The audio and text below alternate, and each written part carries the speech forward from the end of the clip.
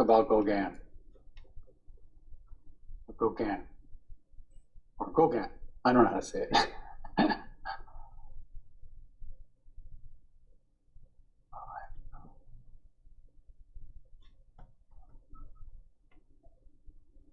Now, there are so many videos on Gauguin,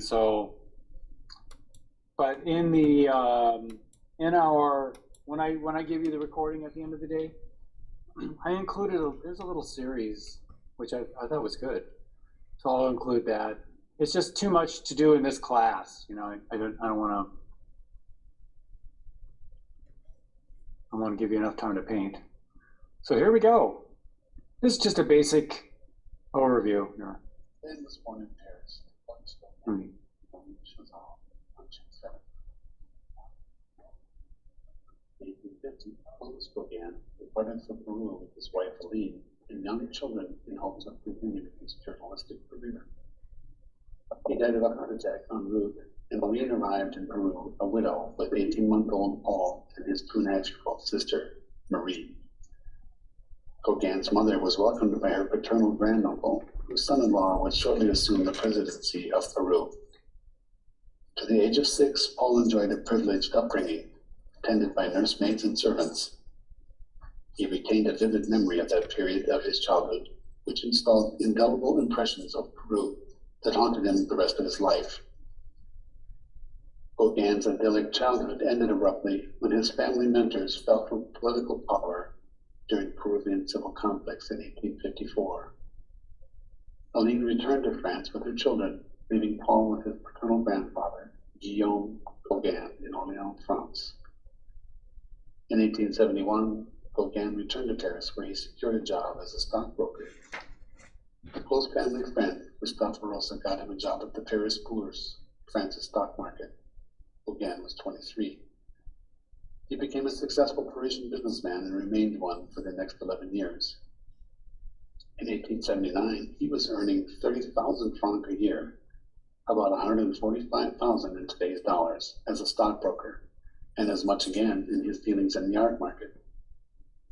In 1873, he married a Danish woman, Mette Sophie Gade, and over the next 10 years, they had 5 children. His middle-class family and marriage fell apart after 11 years, and Gauguin was driven to paint full-time. He returned to Paris in 1885 after his wife and her family asked him to leave because he had renounced the values they shared. Gauguin initially found it difficult to re-enter the art world in Paris and spent his first winter back in real poverty, obliged to take a series of menial jobs.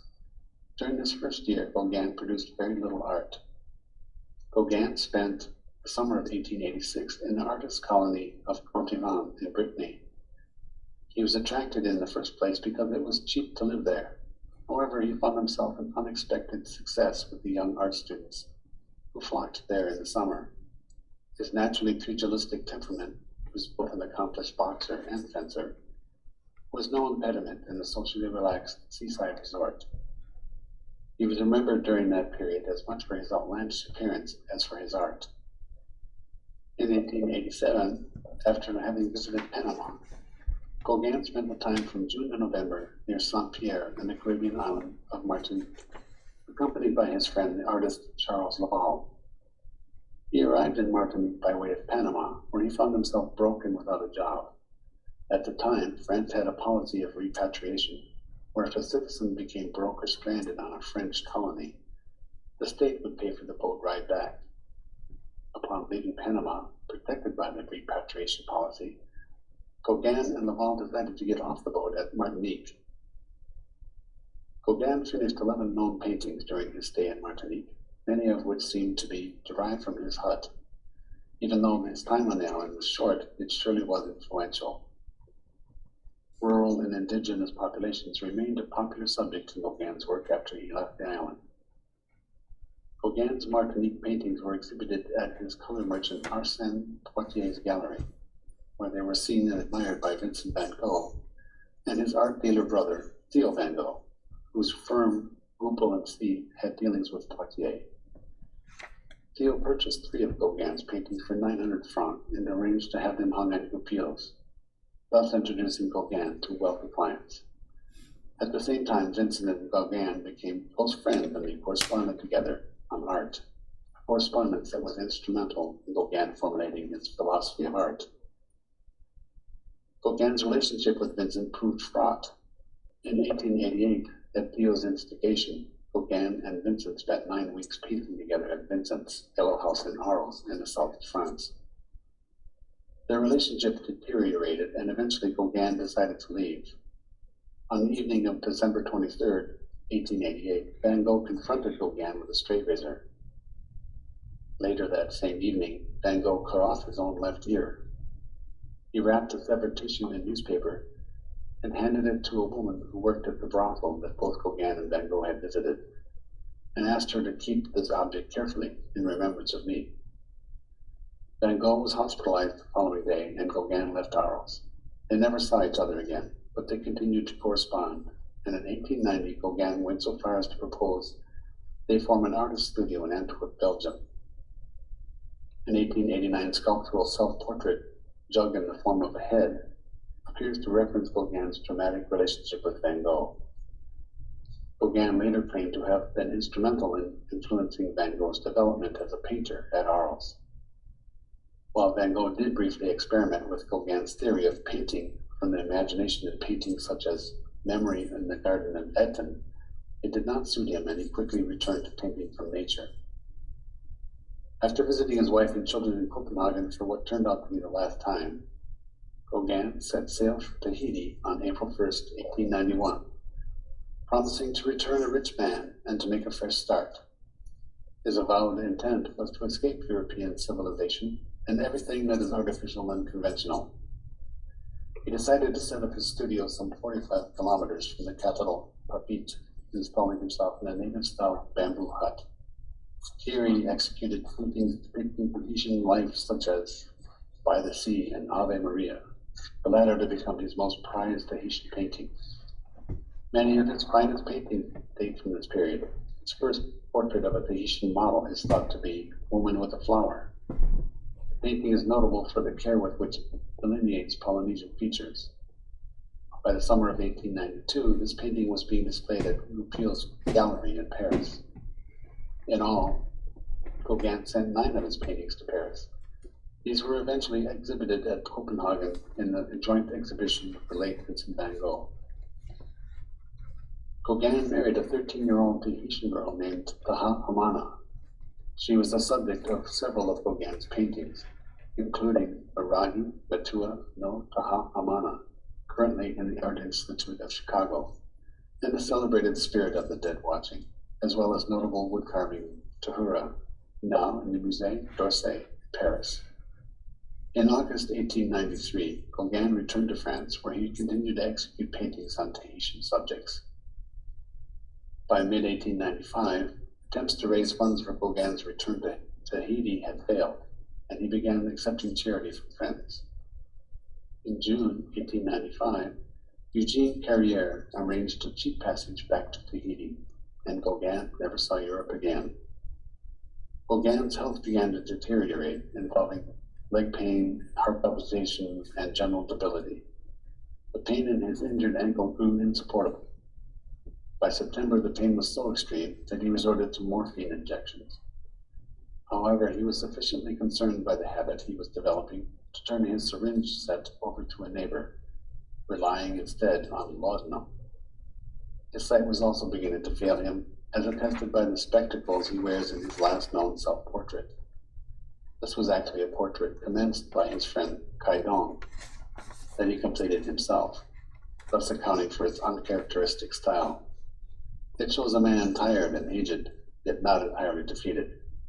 At the beginning of 1903, Gauguin engaged in a campaign designed to expose the incompetence of the island's gendarmes, police, in particular, Officer Claverie. At the beginning of February, Gauguin wrote to the administrator, Francois Piquenot, alleging corruption by one of Claverie's subordinates. Piquenot investigated the allegations but could not substantiate them. Claverie responded by filing a charge of libeling a gendarme against Gauguin, who was subsequently fined 500 francs and sentenced to 3 months imprisonment by the local magistrate. Gauguin immediately filed an appeal in Papeete, the capital, and set about raising funds to travel to the capital to hear his appeal. At this time, Gauguin was very weak and in great pain, and resorted once again to using morphine. He died suddenly on the morning of May 8, 1903. The old masters had secretive image projecting devices that helped them draw faster and better. So hundreds of years later, why don't we have better ways to help? Hold on a second.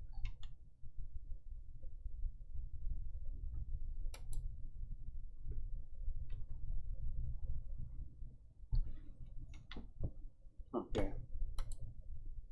So just a quick overview.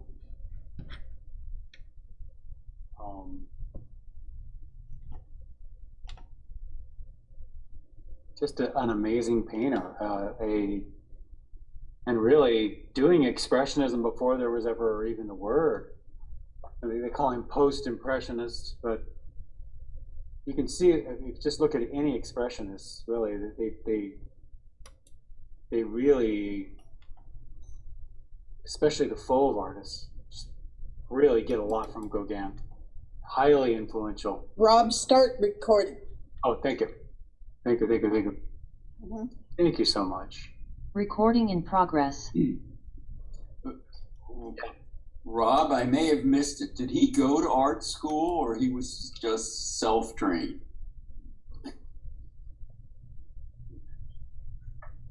That's a good, I think he went to art school, but I don't think he graduated or anything.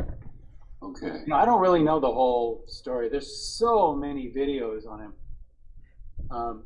There's some really, I was going to show you one on just the Tahiti thing, and I thought, well, that kind of doesn't cover the whole thing, and this one doesn't either. But anyway, I will email you this 4-part series as well. It's pretty good. Is this in watercolor, this painting, or it looks like pastels? Yeah, it's in oils, but don't worry about it. I'll show you how to do it. Yeah. That video was good because it gave us his background. Yeah, just a basic background. Interesting how he spent his childhood, huh? Really quite privileged there, huh? Yeah. Okay, let's see what we got here. But then quite a fall. Yeah. Let's see. But what an individual! What a gosh! I mean, he had the family and everything, and they just, I don't know. I guess One might say irresponsible. yeah, you know, people do what they do. Nobody's perfect. Who knows? I mean, definitely a very another sort of tormented, conflicted character, right, in art. Okay, let's do a quick value study here, and I'm just gonna like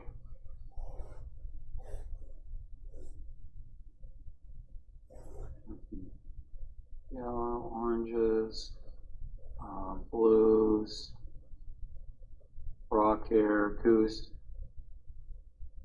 and boy, and I don't know what that is behind him, that yellow. Not that we have to, it almost reminds me of a bowl or something, like a, it has like a hole right here. I don't know what that is. Who cares? And this looks like a goldfish. Yeah, and I don't care. I thought they were rocks around him. Yeah, they yellow. But Rob, if you look at that, right where his feet are, that looks like a pig head. And then where his left is, the green one, it has a mouth and eyes. Like an alligator? Yeah. Like a... Huh. So he just really gets lost in his abstract shapes is what he does. Which is pointing the direction, right? Okay.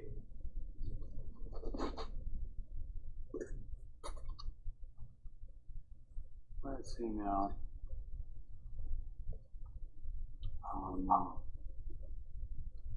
Very good. I mean, it's not a very dark painting. Let's make sure we're all turned off there, okay? And not a really dark painting. I'd say the trees with some of the darkest values. Maybe back here, the dark value in the hut structure, and pretty light up in here. Well, very light in the background. Probably lighter than that.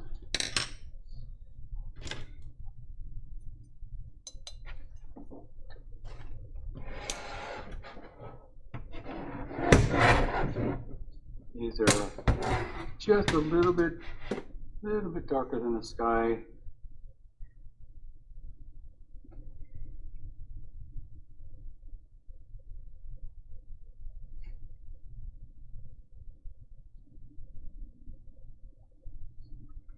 We have this light green. I mean, it's almost as light as the sky.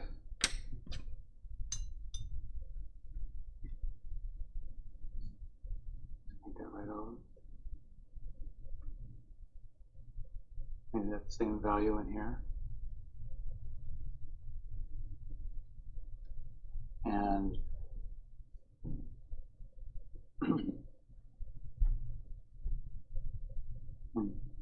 some of these a little bit, whoops, dark. So value-wise,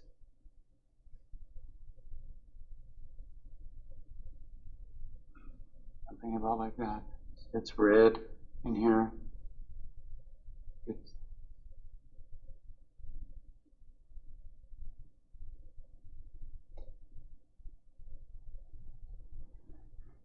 a medium value.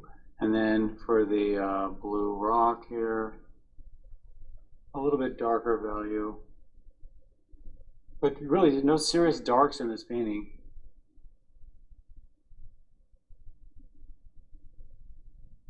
He's a very, what do you say about Gauguin? He's just extremely original. How do you make someone like that? He's going to be different, no question about it. So,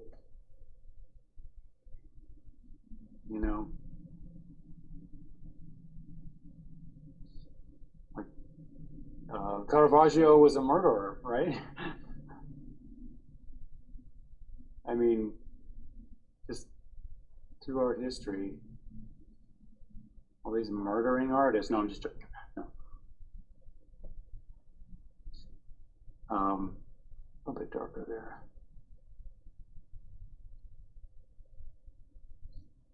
Yeah, I'd say maybe in this branch right here is the darkest thing in there. Bring that out a little bit bigger. Pretty medium values through here. Pretty.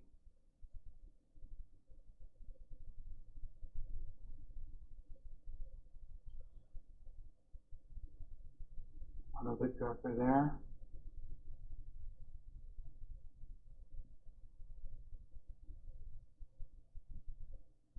And so that's the main reason for doing this, is just giving yourself a little bit of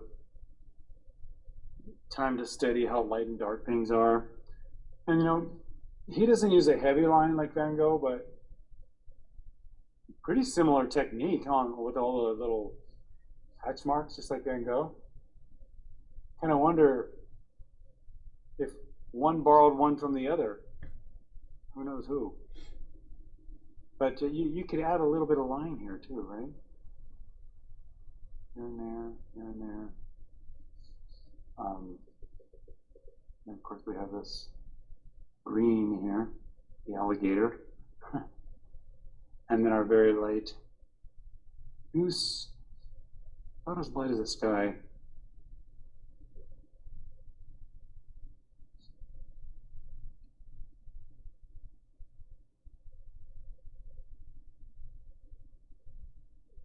Okay.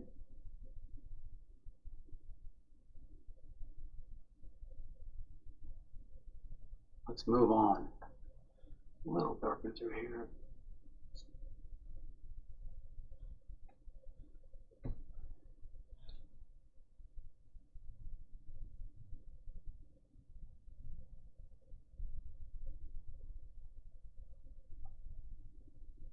Make some color notes here.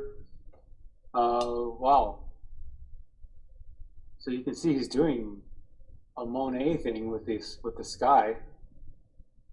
So the sky has a color field to it. You know, let me scribble this out first.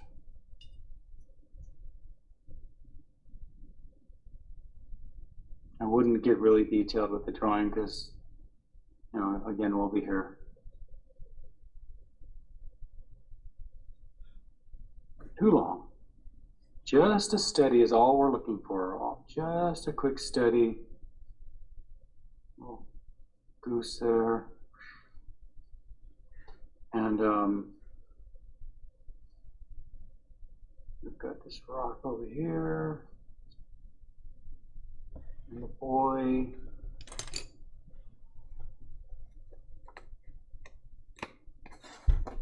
Really likes those rural settings.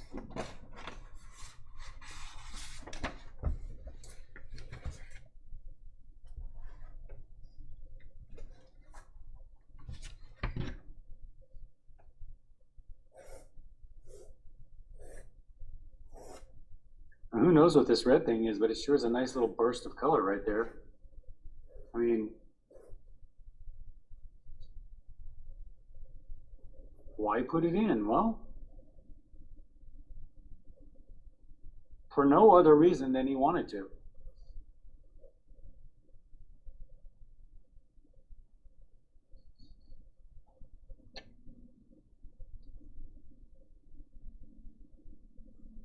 Man. Let's try some light colors in the sky. I'm seeing red, yellow, and blue.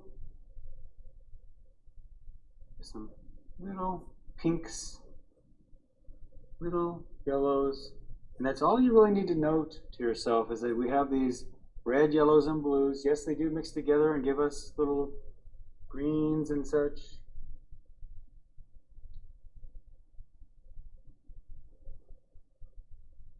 You may even want to note, I'm going to add some white to my colors as I go up in there. And you know, while I'm doing that, very similar colors in the goose. So I'm going to put a lot very similar colors in the goose. Just noticing that. Similar values too.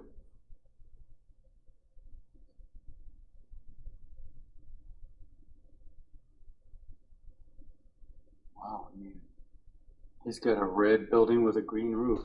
I mean, kind of a pinkish building. I'll use just a little magenta. Yeah, just letting yourself know, and then make yourself a green. You can make it out of Prussian blue and lemon yellow. See what that makes. You guys have it here.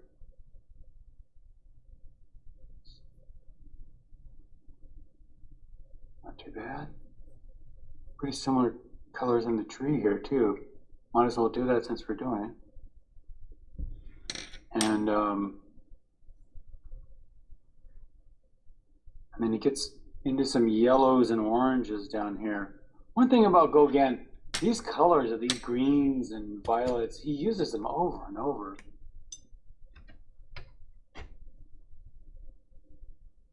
To the point where I call it the Gauguin Palette. Sometimes I'll see people leaning on these types of colors a lot more, and I go, you know, Gauguin loved that palette. You might want to take a look at Gauguin if you like those colors.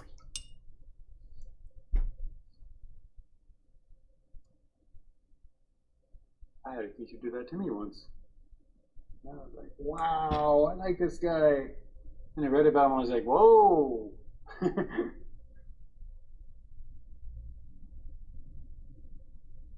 Pretty tormented. Okay, so I'm going to go for this sort of blue-green bushes along the edge there. Again, the Prussian blue. And a little bit of the yellow, but a lot more blue in it. A little bit dark. Okay, and look at this blue roof in here. More ultramarine.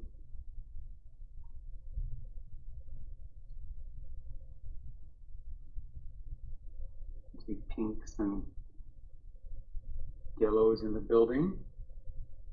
So a lot of times for pink, I'll just use magenta. There's definitely some yellows in there too. So I'm going to go for a little bit of a little touch of cad yellow in there. Since I got the yellow on my brush, we have so much yellow right here, I'm going to go with that cad yellow again. Put that on there. And then I'm going to add a little bit more red to it. Just a little more cad red to that. Let's try it in that family.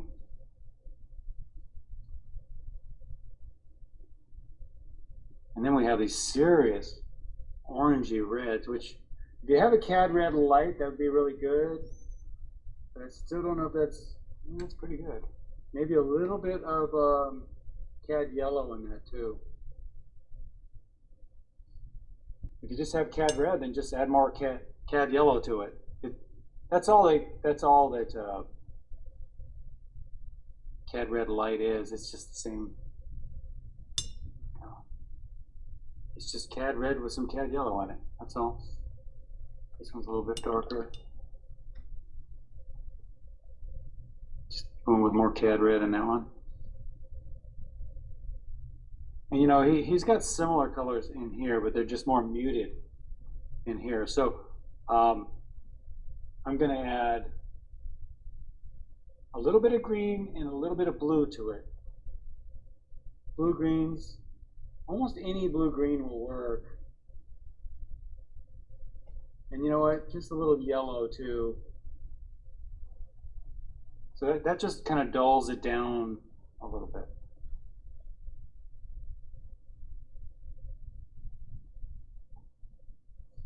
Okay. A little greener than that maybe.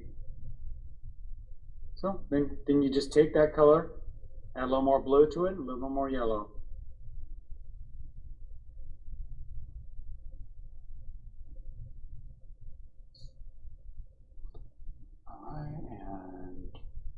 And then look at all the colors in that rock. It's violet with red violet and aqua, and you know, he's just painting what he feels. But you know what? I'm gonna go for this big band of yellow green in the background first. And I'm just gonna use the lemon yellow and a little bit of Prussian blue. Ooh. And a lot of lemon yellow. Yeah, a lot of lemon yellow. I'm putting it on pretty opaque, thick and opaque. And you may have to add white to your colors today. It's fine. It's pretty opaque. You know, when you're painting oils, I would recommend just painting right over all this, even when we do the finish. Now down here, this is a lot more yellows and oranges in this green. So I'm going to get more yellow and a little bits of orange in there too.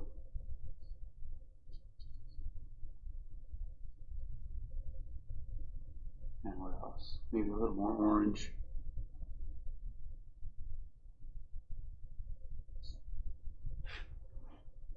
Notes. I see a lot of this color also in this shape back here.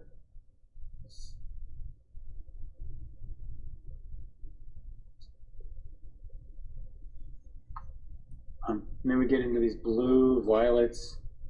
So I'm going to use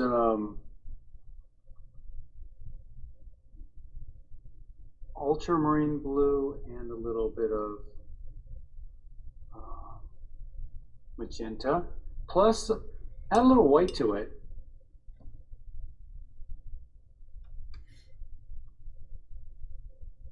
Let's see how that is. Yeah, maybe a little bit on the dark side.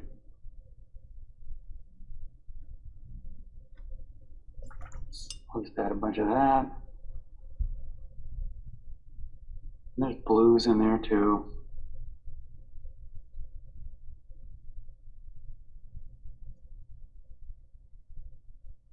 And if you don't want to add white to it, just paint it thin, you know.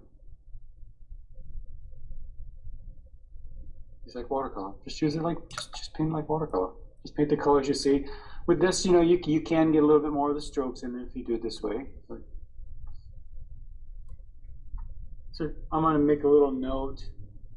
It looks like he's using something in the red family in there. And a little bit of the aqua family. You can make a pretty good aqua out of just white. Add that to your Prussian blue, and then maybe a little yellow. I should add a little white to that.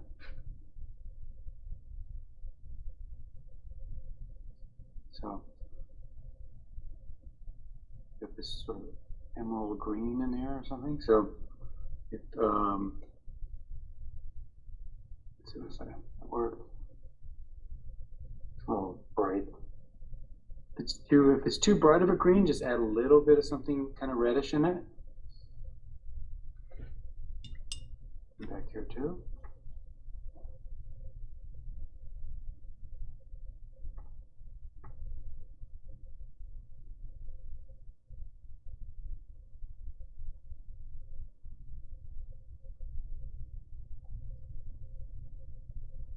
Boy, that kind of pinky features. Brown hat. All right. Put some of these dark branches in there. Dark brown, red, yellow, and blue. Red, yellow, blue.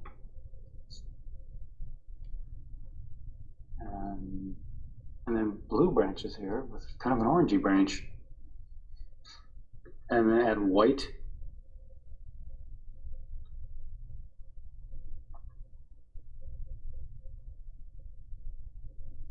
Get these kind of bluish branches there. And violet too. Blue, violet. That's a little dark too. All right, a little bit of orangey one too.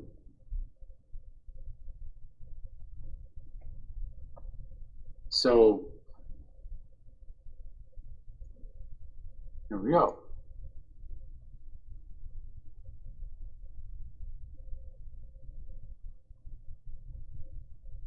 Oops.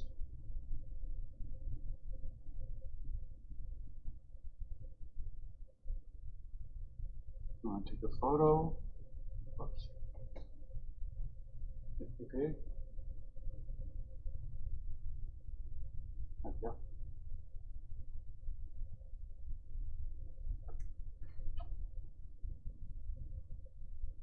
Okay. Yeah, so by adding a little bit of white to your gouache, you'll get a more opaque look. You don't have to do it though, really. Like, I think maybe I'll just lay it in transparently and then come over it kind of opaquely. We'll see. I really kind of just make it up on the fly here. Ooh, I've got something coming through here.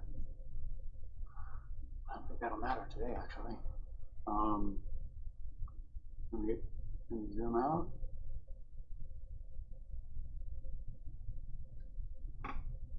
Okay. And then why don't we just scribble? There's a lot going on, but let's say top of my piece is here, so I'm going to measure about down to there for the sky, and I have the top line of a lot of the architecture and maybe the bushes coming around to there.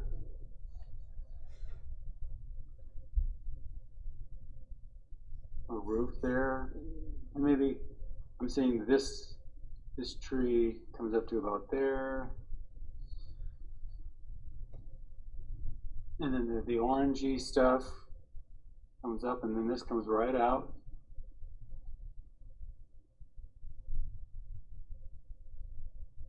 And the main thing to know about the way he works is it's just a very, very flat way of working. All about, squint your eyes at the big graphics, flat graphics that are coming out. I'm just kind of scribbling this out. I'm a little bit low here. Yeah, maybe his head's about here.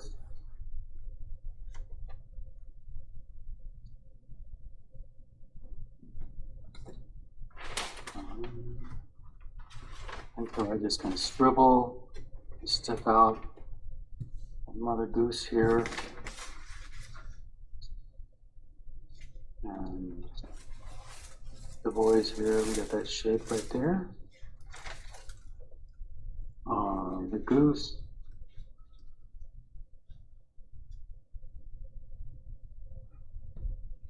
Just keeping things nice and loose. So that's my first run through. 1, 2, 3, 4. And I just kind of scribble it out.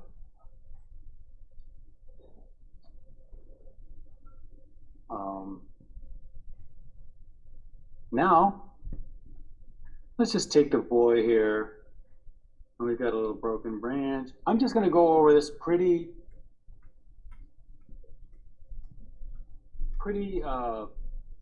flat and graphic with a contour, okay? So let's say his hat's about like there.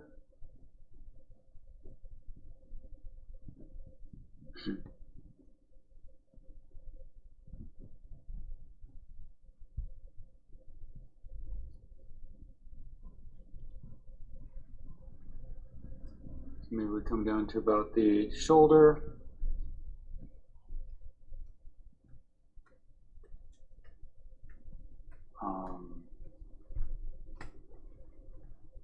He's really leaning on this rock, so his shoulder comes quite up high.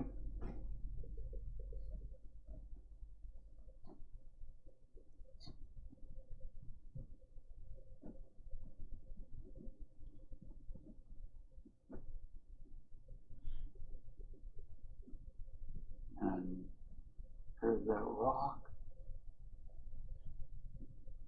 You see, the scribbling really kind of helps you to estimate where things are. And then you come back in with this real solid line, because I feel, you know, he's such a definite artist. He really just, look at his line quality around everything. He just really makes a decision and just boldly goes for it. Very much like Van Gogh. I assume they kind of taught each other how to paint. I think I've heard that and read that, but who knows who, right? Maybe Van Gogh taught him everything he knows. Or maybe it's just the complete opposite. I've heard so many stories about the whole thing, I mean, who knows? All right, so there's that, and all right, we got all that. I've got this very, very Van Gogh-like pants and shoes here.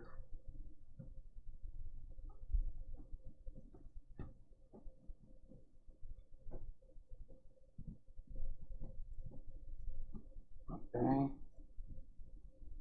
And there's that green shape.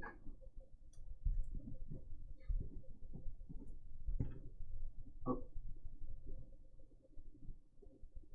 There's like a purple in there. mean, he makes an issue out of it, so will I.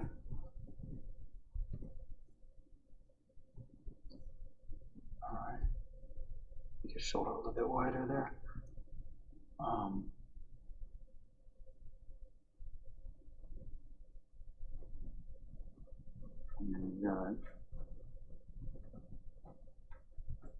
And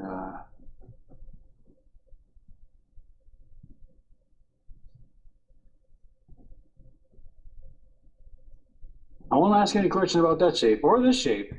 This one over here, really.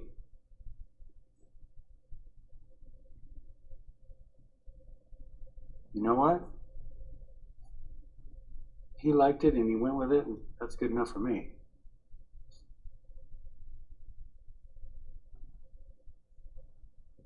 I like that.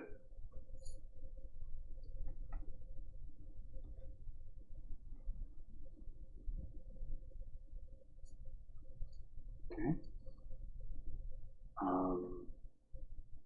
Kind of definite line here. We've got this sort of orange thing here. Just rock in the background. This one. Something in there. One of the trees comes in front of the rock. Two of the trees come in front of the rock.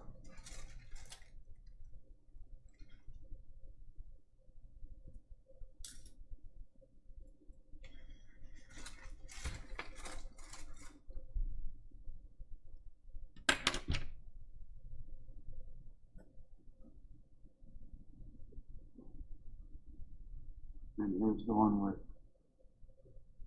orange stuff in it.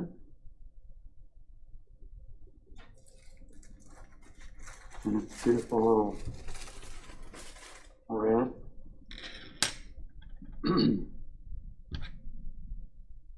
Okay. And we have interesting shapes in here. He's just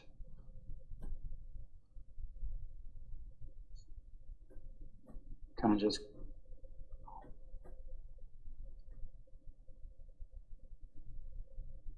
goes for it.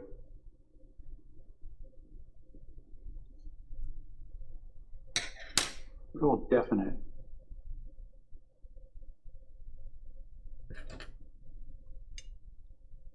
We've got a little house.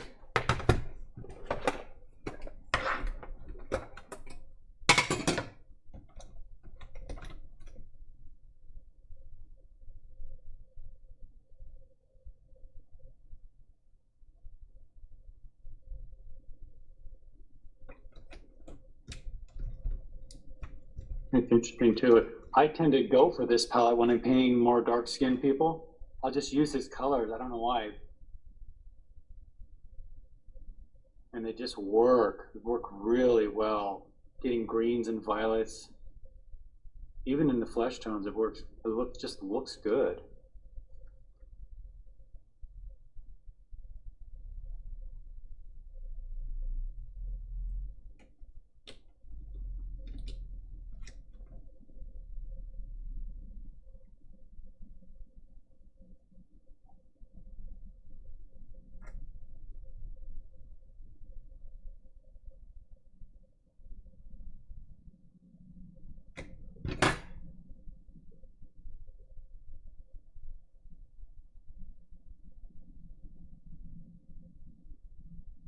Like that.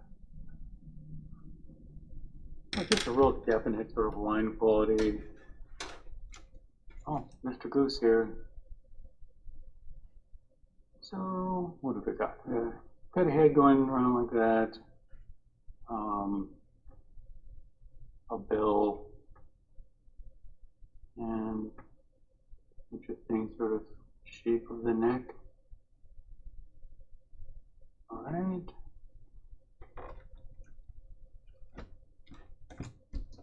And it kind of goes way up.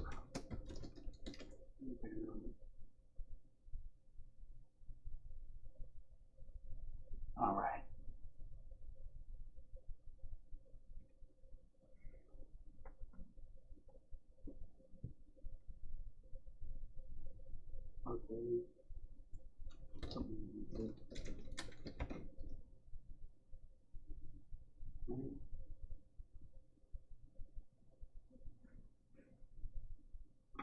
let's get to it. I mean, I don't know if I'll be able to put any detail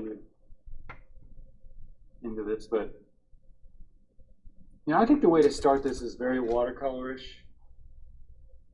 And then, we'll see. We'll just see where it ends up. So I'm going to start with the sky. Why not? We've got little blues and pinks, and the first I think I'll do here is just add a little water to it first. Not getting too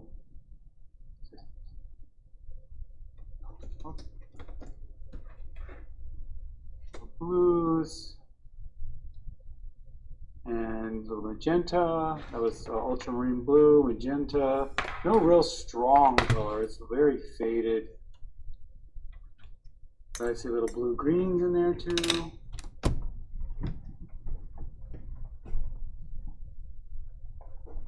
Great way to start. Just gonna feel your way in. Now, is this actually how he painted them? His technique? No, he did do some watercolors. I just couldn't find any really real color one. I was looking for some really big, brave shapes, and I saw this, and I thought, well, this is great. No, I didn't want to paint one just because it was a popular painting or. Okay. Alright, something like that, like that. Yellows in that sky too.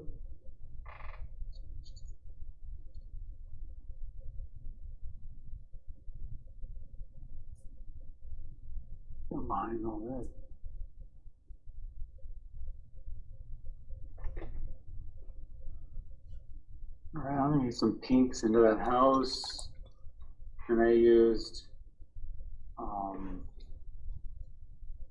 just painting up watercolors. This is just watercolor paper I'm using. It looks a little bit, maybe like there's a little bit of violet in there. Maybe, yeah, something like that. Let's see, a little bit in the house, a little behind things, and then he gets quite green with that roof, but I think I'll do that when I'm doing the trees. What else? Then we get back to this stuff.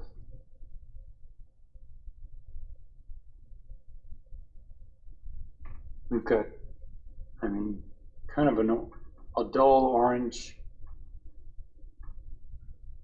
So the way to dull an orange is just add a touch of blue to it.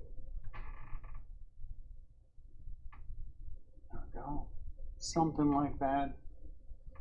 A little bit of something in here. It's got sort of a yellow fascia. It's odd. Maybe that could be a little bit lighter, I don't know. And then we've got ultramarine blue.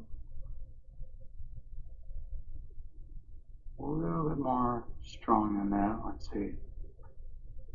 It's a little on the gray side. Let me get a little bit more. Yeah, like that.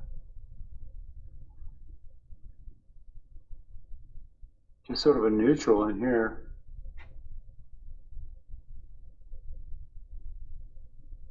Which just means gray. Some sort of grays with yellows in them and violets and who knows what the heck going back there. Beautiful colors.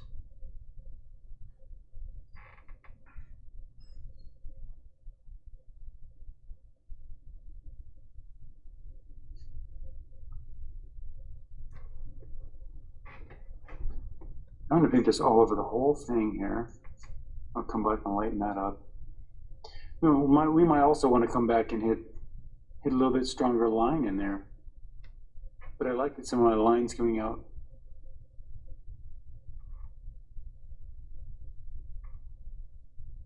We have some serious blue greens in there too.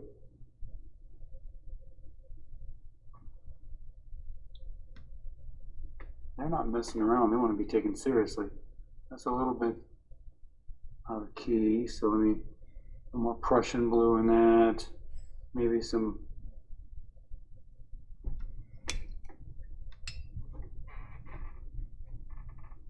no more Prussian.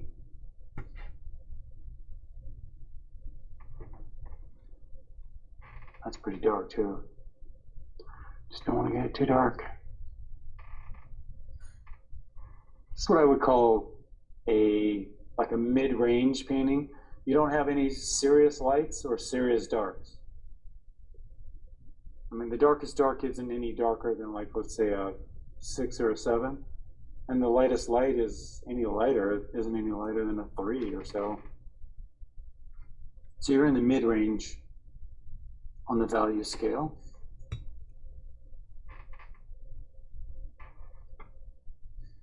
We have some of these in there. All right, that was fun.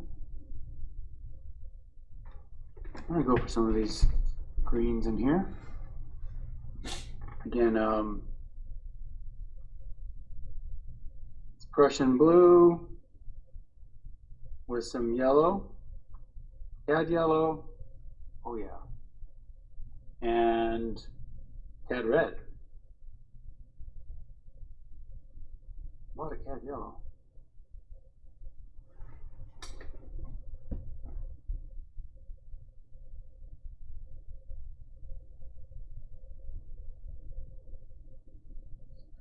And right over that red. I want to make sure I get that.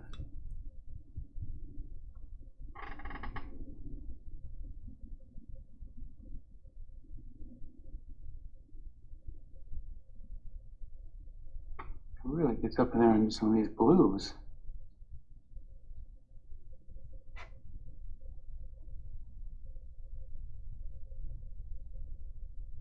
On the top here, it really gets some yellows and even a little red in there. Wow. You know, at this point in time, to paint like this, I think people would have just thought you were a loony.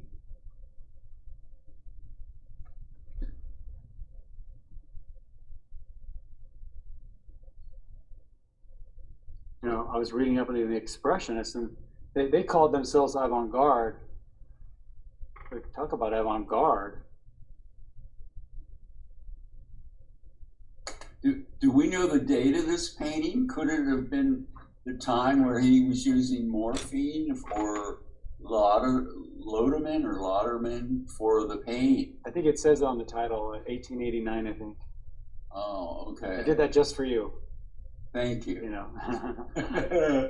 Yeah, well, he was born around 1848, so yeah, he was only 40 years old. 40, yeah, 41. Okay, thanks. Sure.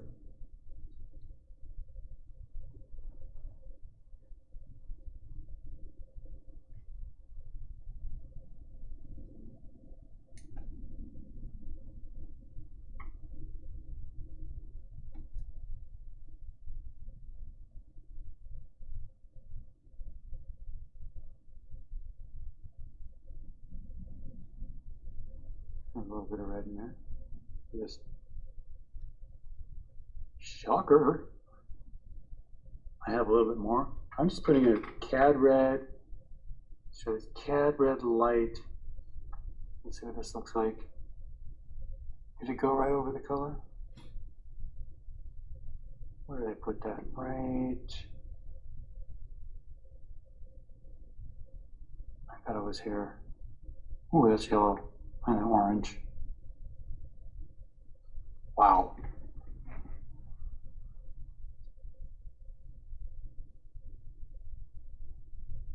And I'm looking at the camera, it's not that color. It's just anytime you put a shocking red on this camera,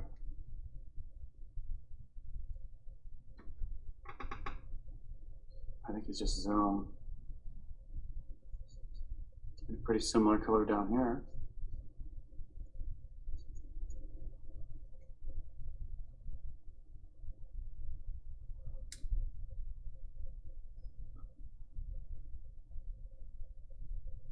love how it just touches a little bit in this roof. You know, we've got this one here. Just a shape just floating out there all on its own. Wow. A little bit around these edges. A little bit in the beak there.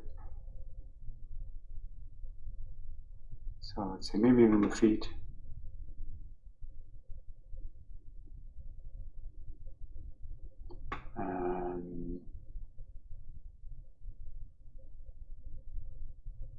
What else?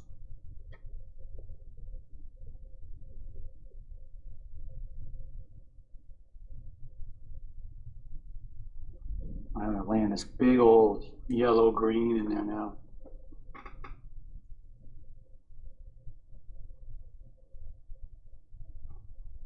So, you know what? I'm just going to start off with lemon yellow. And then work in just touches of green. There's little touches of orange in there.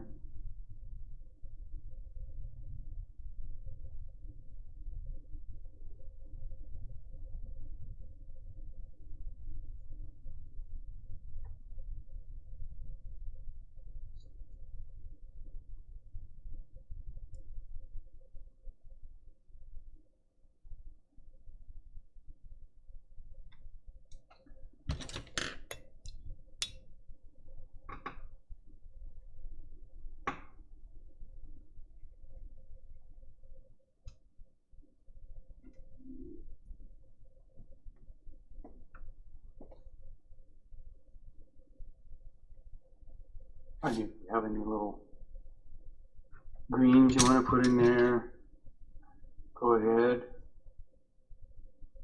Just add a little Prussian in there, maybe even a little bit of ultramarine if you like.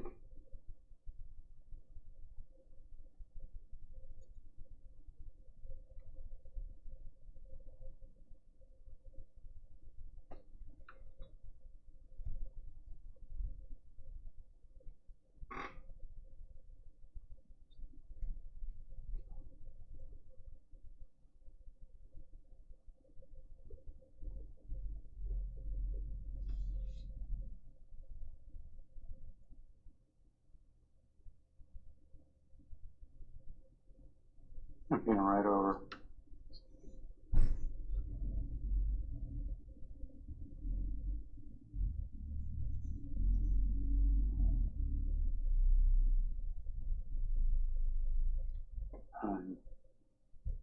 Just really hit some yellow in there. That's lemon. I mean, I'm seeing little touches of cad yellow. Oh, that's bright. In there as well.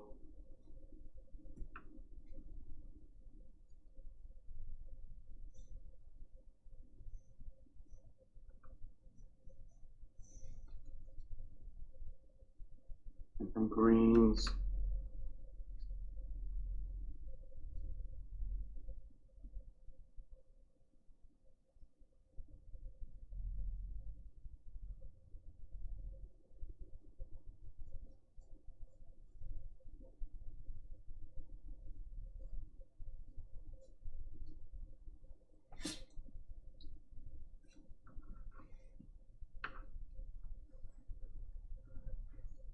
It's also orange in here too.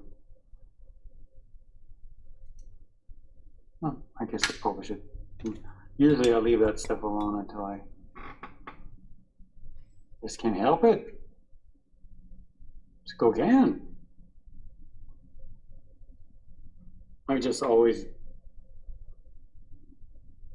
just been thrilled by his color. So unusual. Even now, it's shocking. Okay, let's see. Kind of a dull yellowy orange. So, cad red, cad yellow, and then dull it with a little bit of something blue. Let's see what we got there. On that, maybe a little bit redder.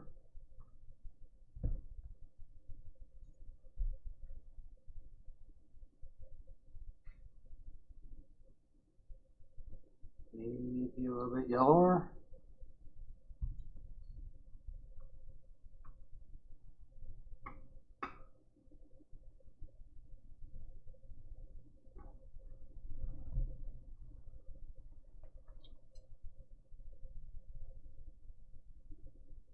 I'm definitely using the paint pretty thick. And I'm using some water in it too, no question, but I'm putting it on a little bit heavier than I usually do. Right. It almost looks like you're painting off the tube, out of the tube, but you're not. I'm just scooping it out of there without a whole lot of water. Okay. I'm just kind of scooping it out of there without a whole. Okay. So.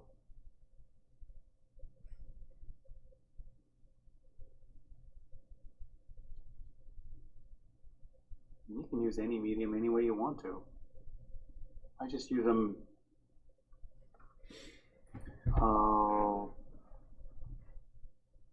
whichever way I need them, I'll just do it. And I try not to think too much about it.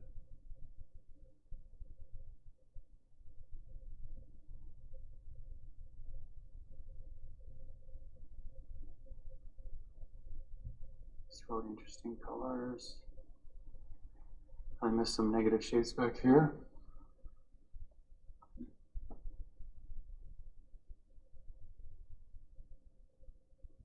Take some of those blue greens. Back here, some. Just throw it in there a little bit. Blue green.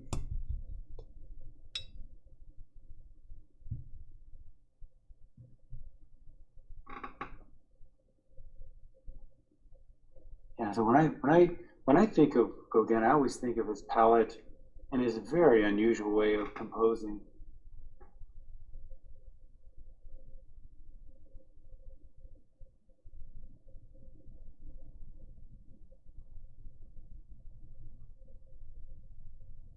He's still pretty asymmetric, though. I don't know if you heard him there. They even consider it. I mean, he's plowed the way for so many different types of art.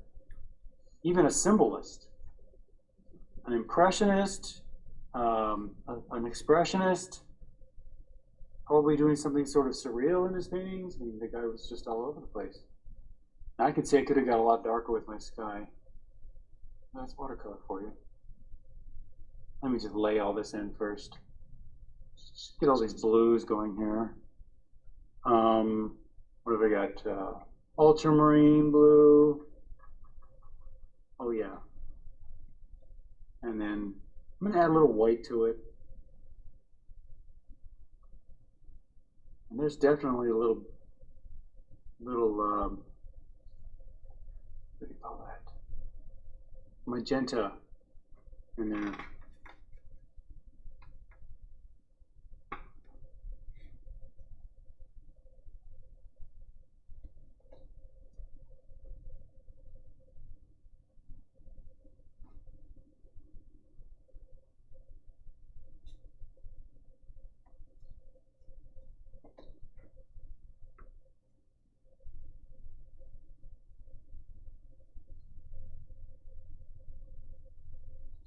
Really got an allegory, almost like a children's book going on here.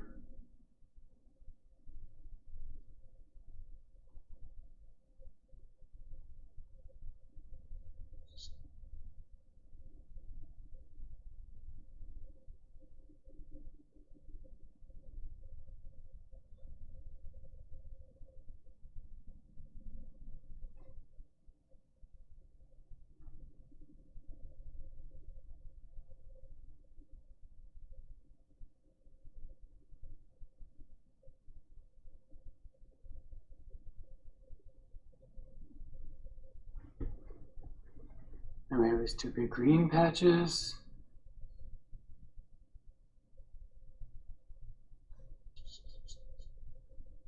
Maybe a little bit bluer than that.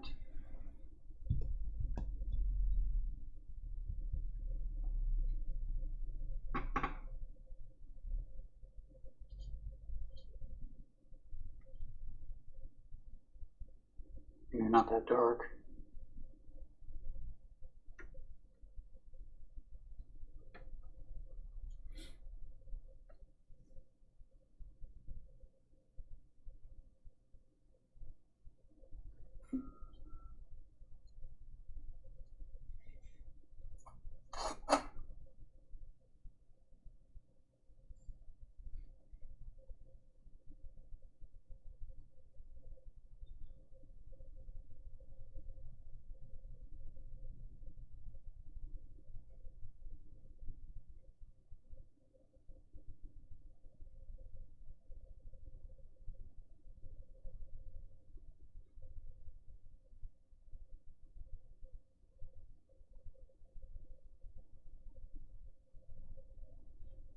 it's odd, and you know that's what happens when you paint personal. When you really paint out of your own gut, and you're not really thinking about anyone else, you're just doing your own thing, you'll get very unusual things.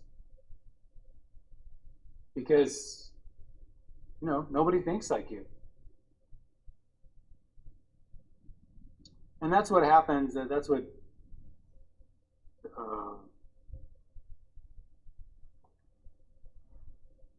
happens with artists. It's just the more individual you become, the more most people can't relate to it.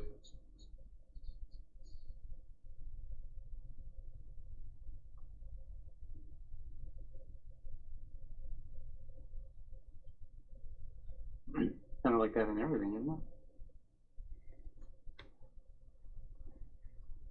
And you'll be celebrated by people that celebrate individuality, like this. But for, you know, people that like a Norman Rockwell painting, I don't think so. Although, you know, I like both.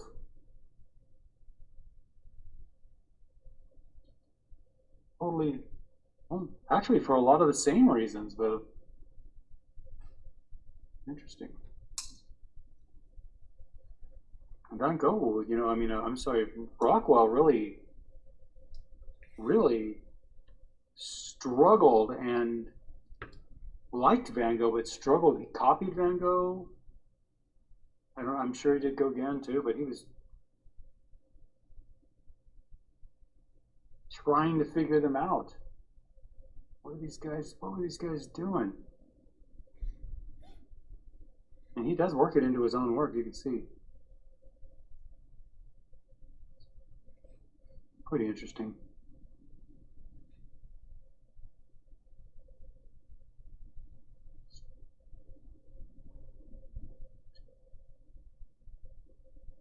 Let's see right here.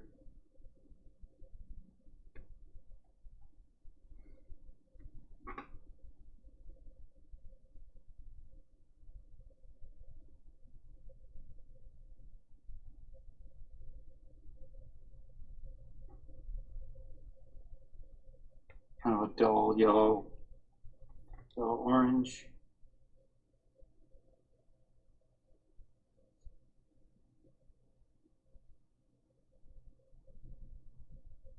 Again, just take an orange and add a little bit of blue to it. That'll do it. And I'll go right into his jacket here. A little bit more, a little bit darker, a little bit redder. Let's try that. More like in here.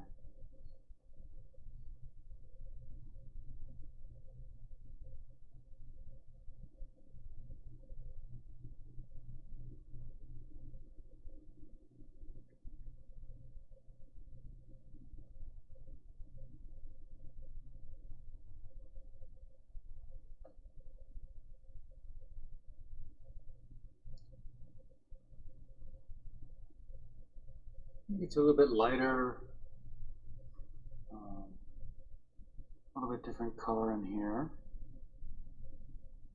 Not that much lighter, but see some little changes. Putting some dull yellows and oranges in there. They're on the gray side, so I'm hoping that'll dry lighter. I add some white to that, that's why it's pretty opaque. And then I've got a green here. Yellowy green pants. Let's see what we got here.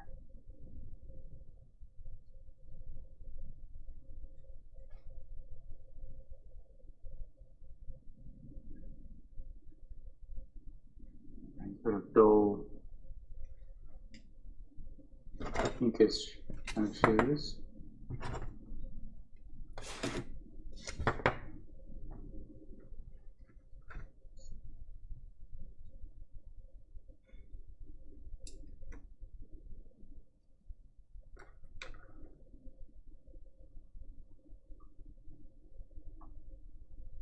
little bit of shadow off to the side. And the face, I'm going to use white and cad yellow and cad red. More on the, he's kind of some strange colors in there. Like red around his eye. Interesting. A little more yellow. Pink in that flesh. Oh, maybe a little pinker.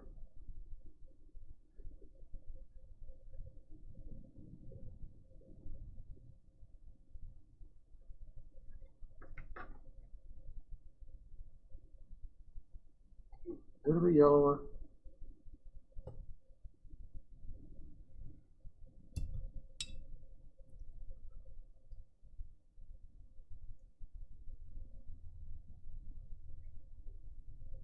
There's just all kinds of little odd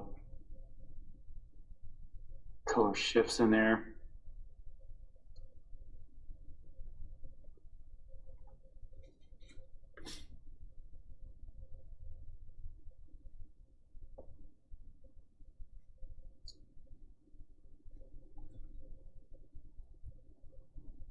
Had a little bit of blue in that color. Just a little bit of blue in that white, kind of a blue-green. I think in the hat. I should have found some of that orange into the hat.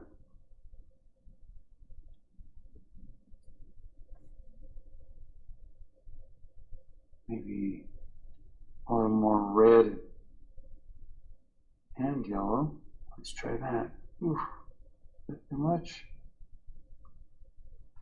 I can always dull that down.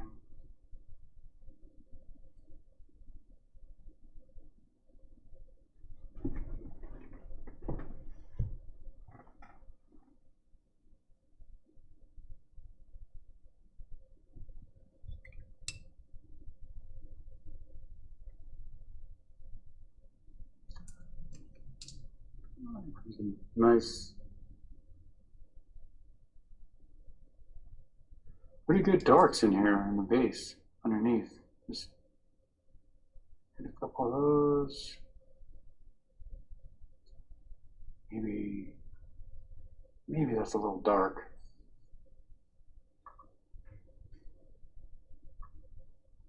Dang it.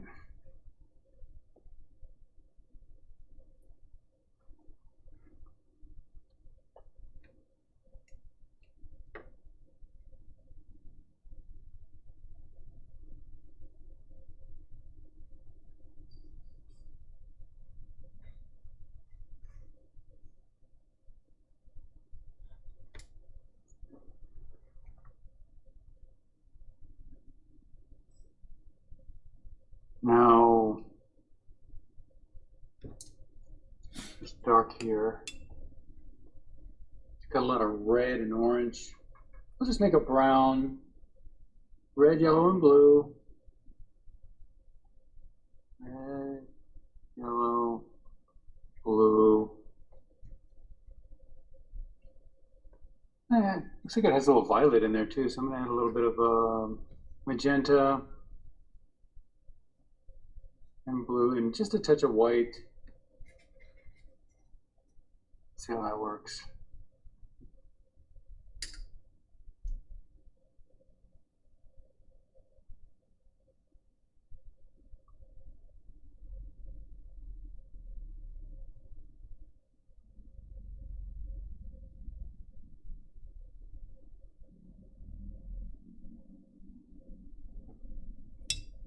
What else? And show the little touches. Oh, in there. That's pretty dark.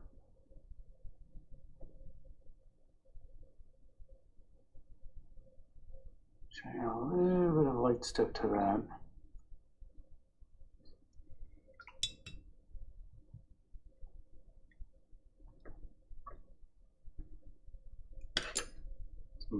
those too.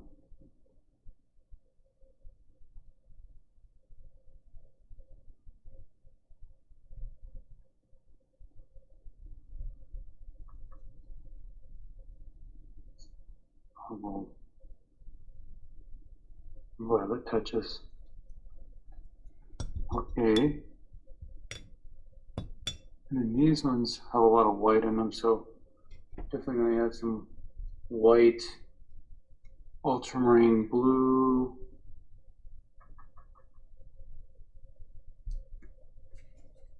You know, they even have a little bit of Prussian blue in them too. They're kind of blue-green, blue to blue-green. And they are just a little bit darker than the background.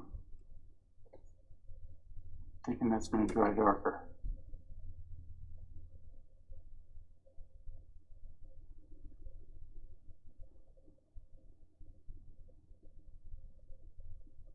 I definitely see that color in there.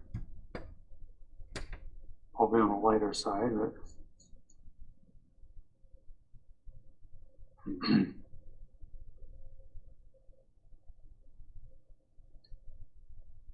you're getting blue-green in there too.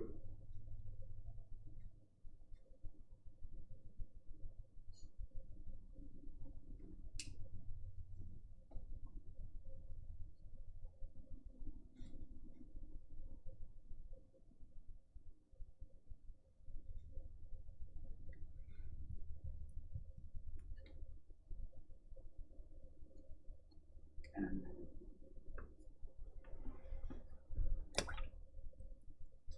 more of this orange.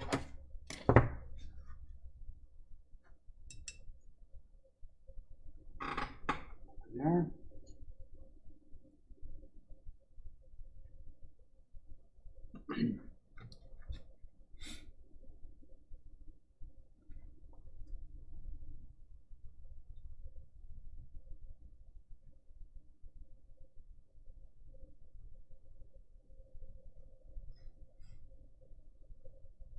All right. A lot of like greens in that goose. Blue.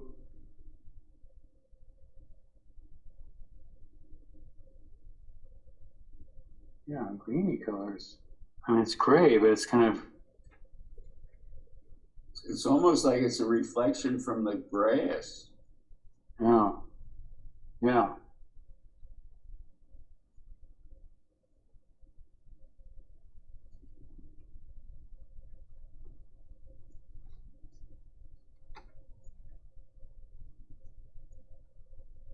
That's a little dark. It is actually kind of dark.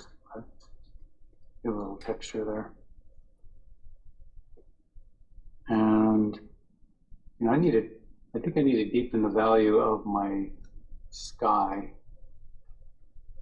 And he's got cloudy things going on in there. Wow.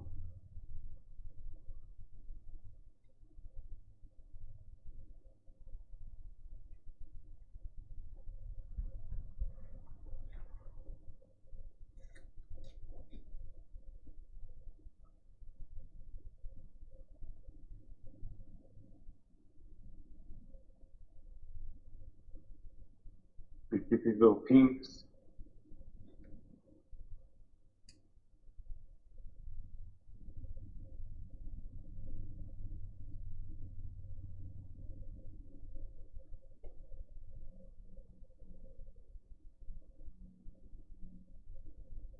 Definitely a lot of these blues, like almost an aqua color in there.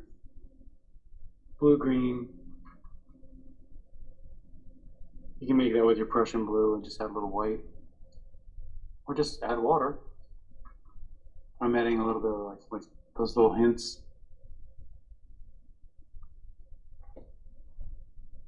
And I'll just add a little water to that, and a little white.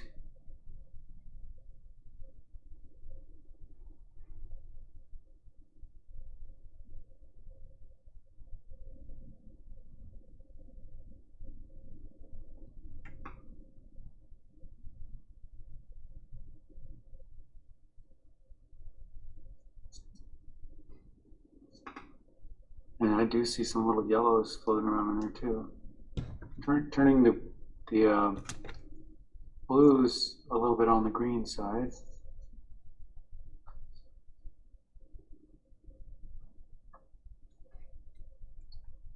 There, there.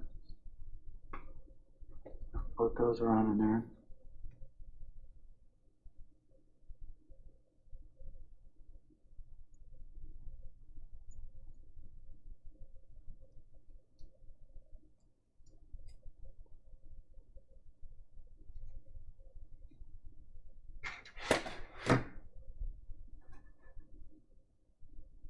That's a little bit better.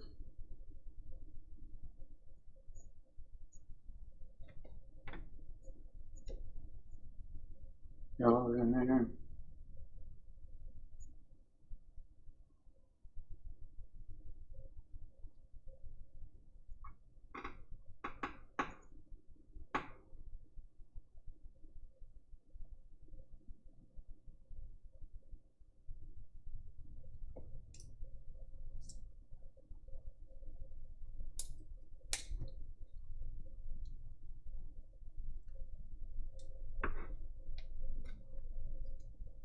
I see some of these colors on this. Really got some light green in it.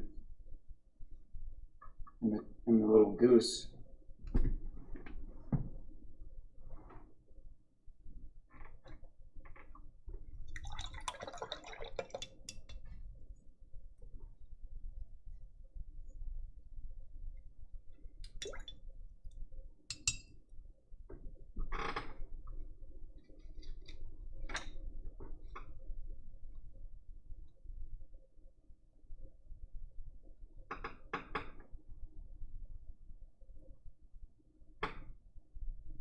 A lot of dry brushing too.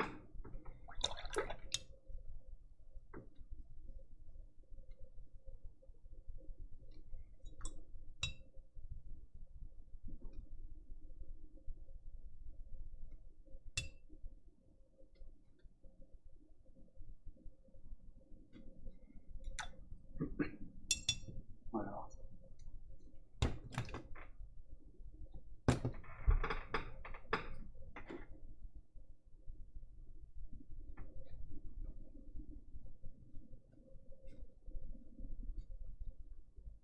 Just think of subtleties now, edges. Well, that came out really dark, didn't it? I'll lighten that up a little bit. Yeah, edges, subtlety of color. Let's just add some of that to it.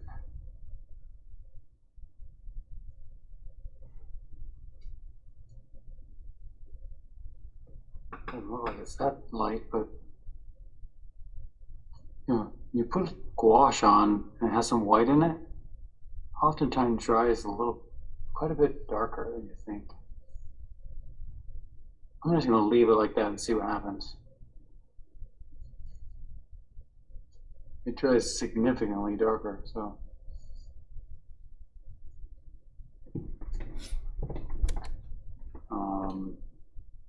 We've got maybe a little red something happening in there.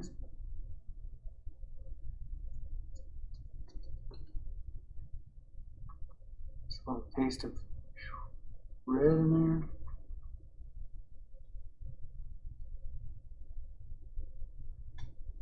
And if you want to, you could just kind of hatch those marks in like it is. And kind of red violet there toward the bottom.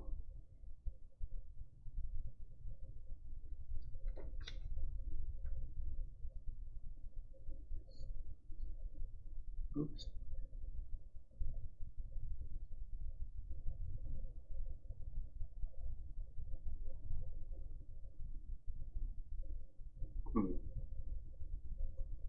With an aqua color up in here. Right in there.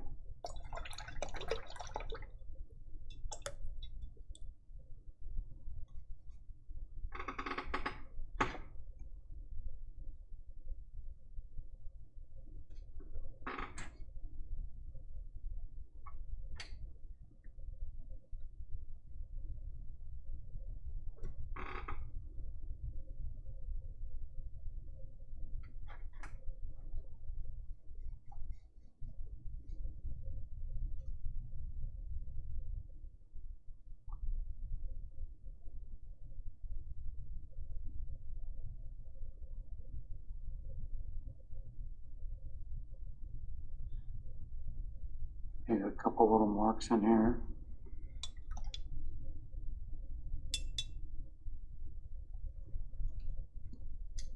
What else?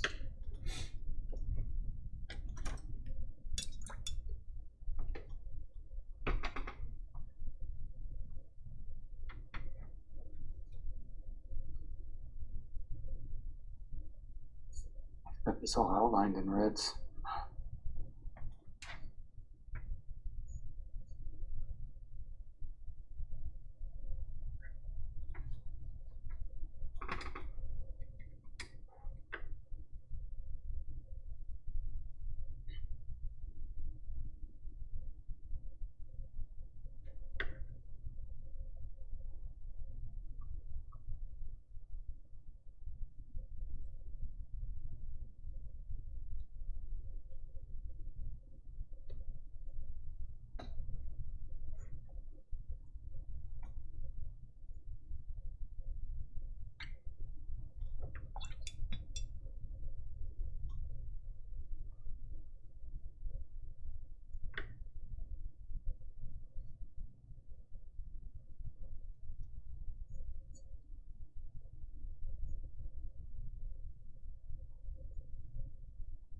A bit of gray behind them.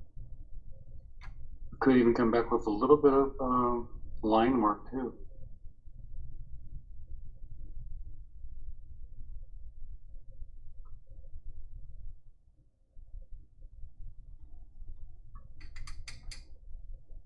Yeah, while doing a little research too, I found quite a bit of graphic work he did too. Didn't know he did all that. Beautiful posters and things.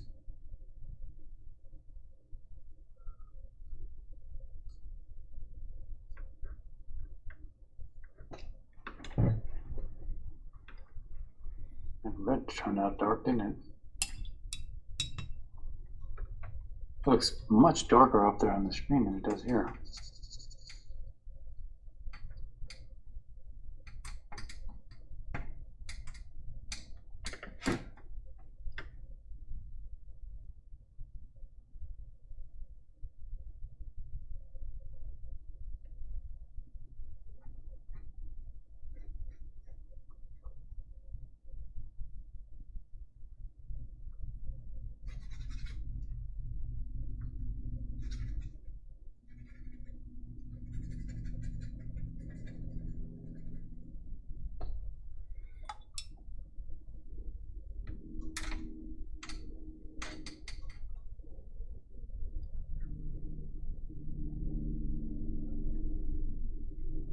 I like how he writes his name at that angle, diagonal.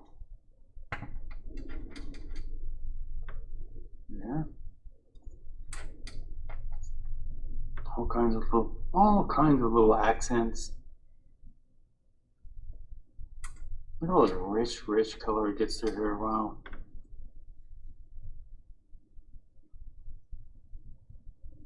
Oranges.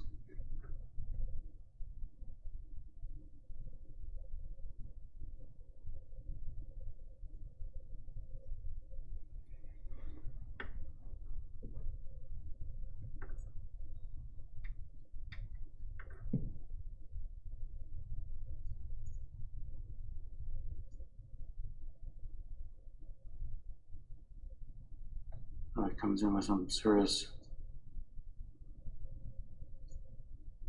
Again, he's treating these color fields just like beautiful areas to play with color, and plows the way for abstraction.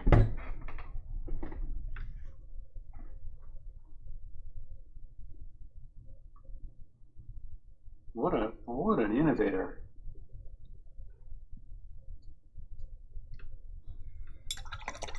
Get that quite yellow in there, so I'm just underpainting it with a little bit of stuff with white in it. We'll see how that dries. You get some pretty strong yellow greens in there.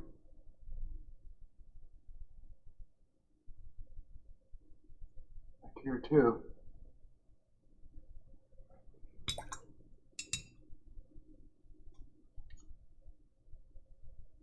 Also really great to just come back and play play with a little bit of line.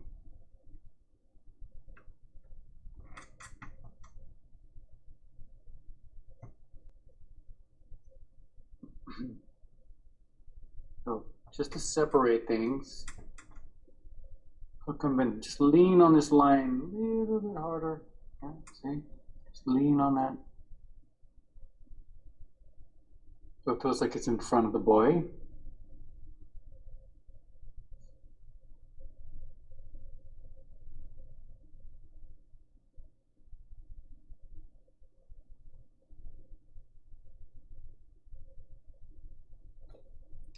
And red.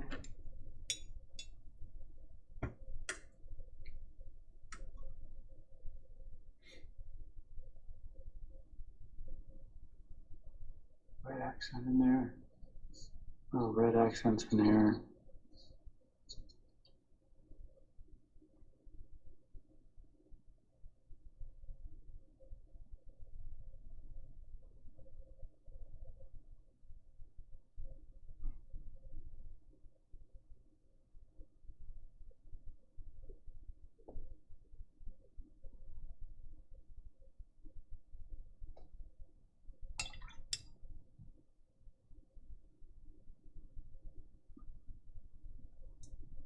Disturb some edges.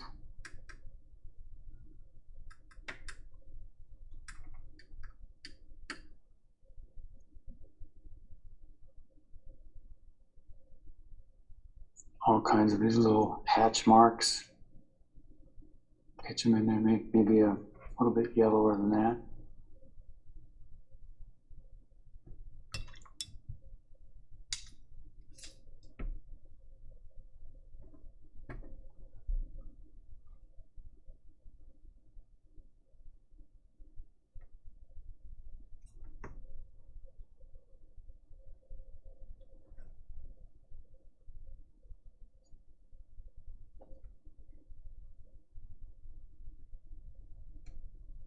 Came out a little bit light.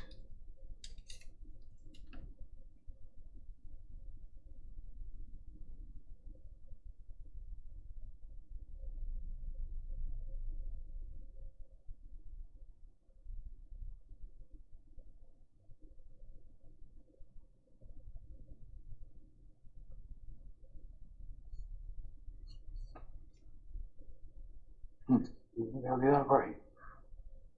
Okay.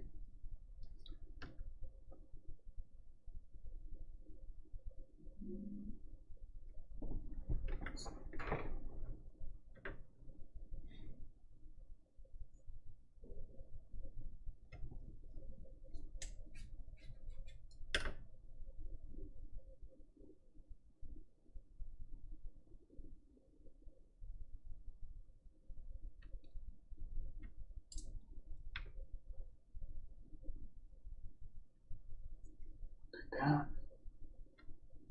Oh, I forgot this green roof over here. Huh. Don't leave out the roof.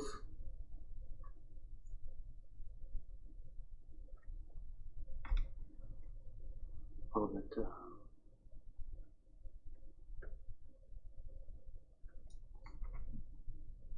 we go.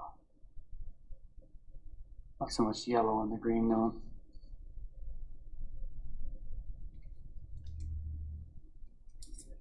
Try that.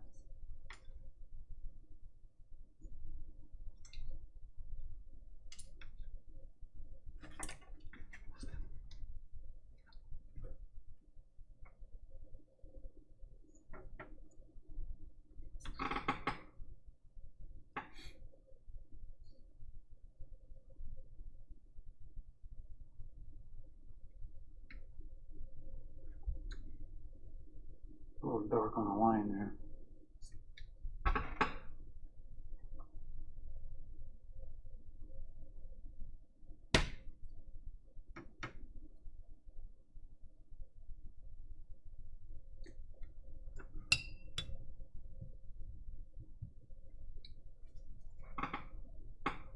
I love how he comes back in and just,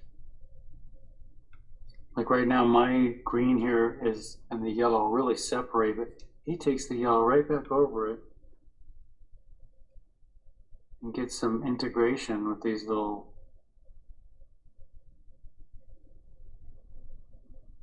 overlapping with these little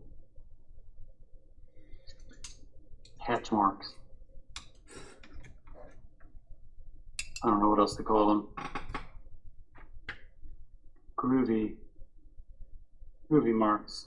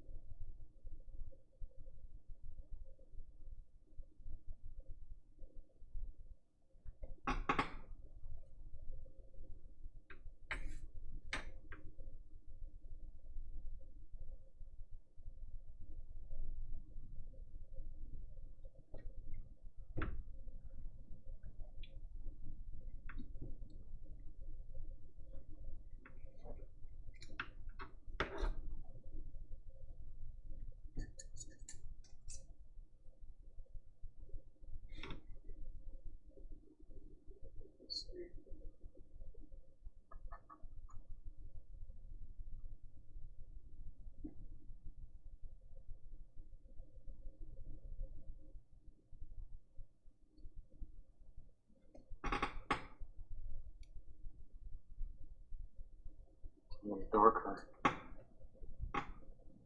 Blue green.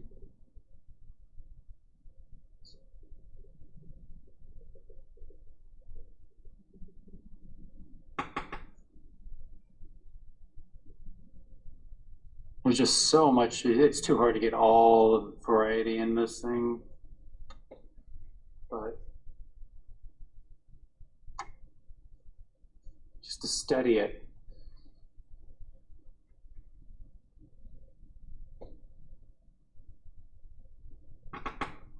You know, these paintings aren't done as quickly as you might think.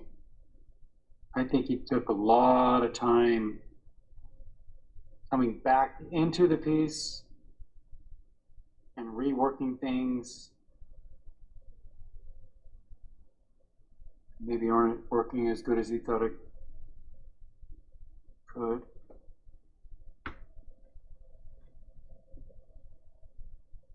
Accenting. Yeah, a lot of time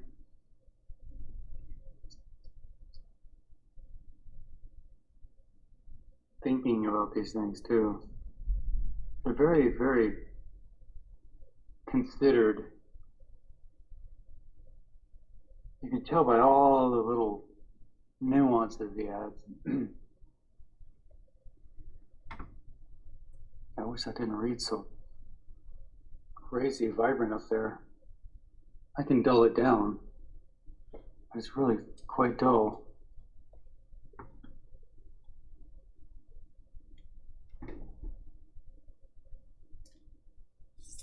Better. Just by adding a little bit of blue green.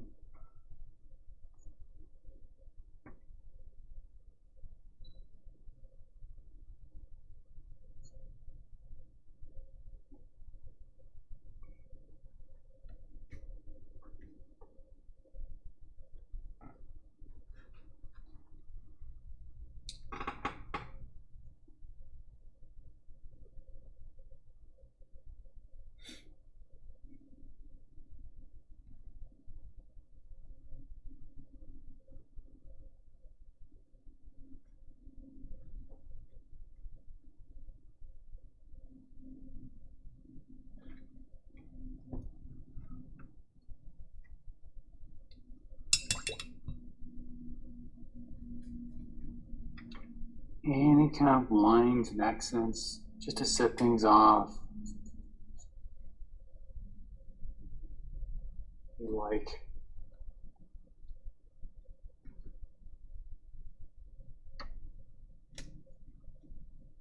I can even see this background green being a little bit duller.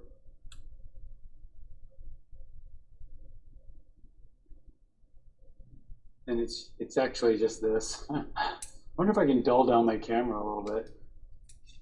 Let me see. It's really oversaturating this thing. What's this one? That's too gray. And that's too crazy. That's about what I'm seeing. Pretty close. Maybe I've just got this set to too much.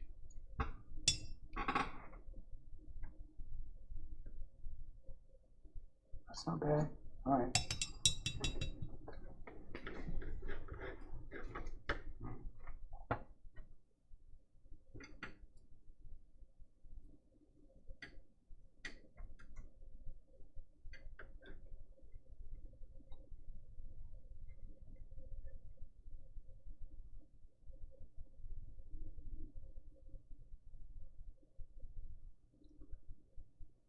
All right, let's see.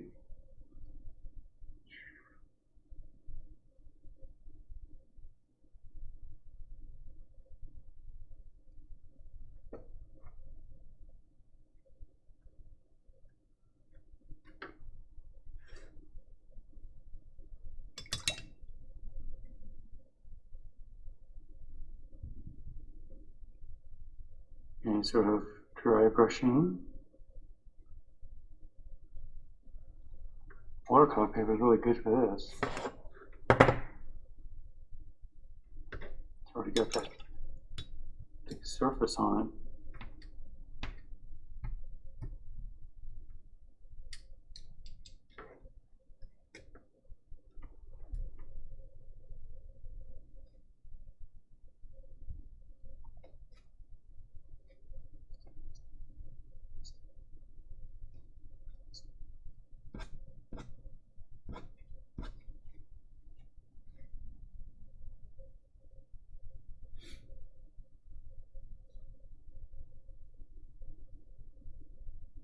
A little bit of line, that's a little dark. So one thing I like about him and Van Gogh, they don't just use black in their line. They'll consider the value of the line as well and the color of it.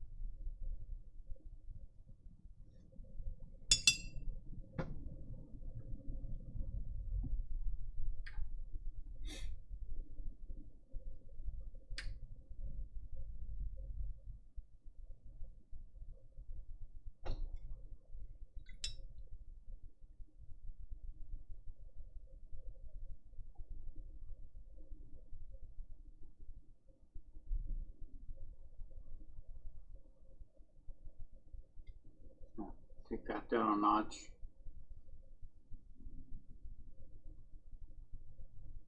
Lemon yellow.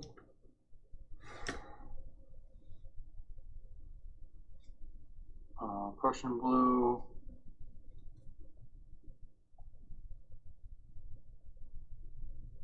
And a little bit of orange to dull it. Very little.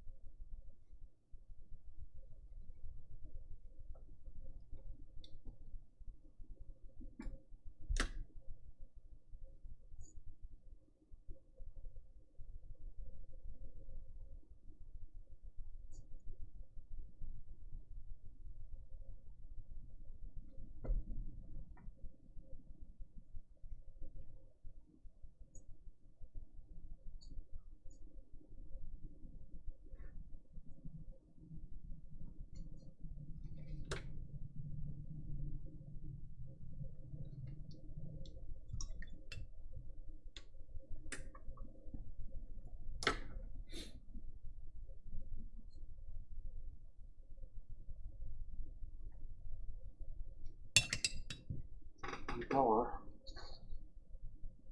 And,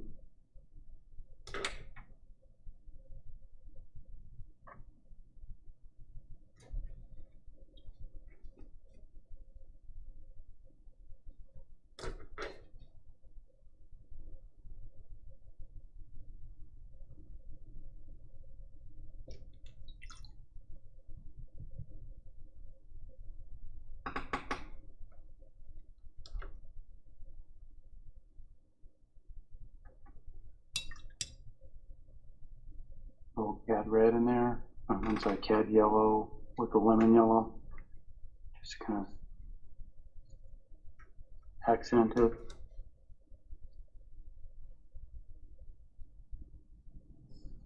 But he's great to look at for unusual color. You ever just want to open up your color palette? Maybe things are getting a little boring. Try using Gauguin colors, which is basically highly unusual. You know, violet trees, orange, violet trunk, orange in the trees. He just places color in such an unusual way.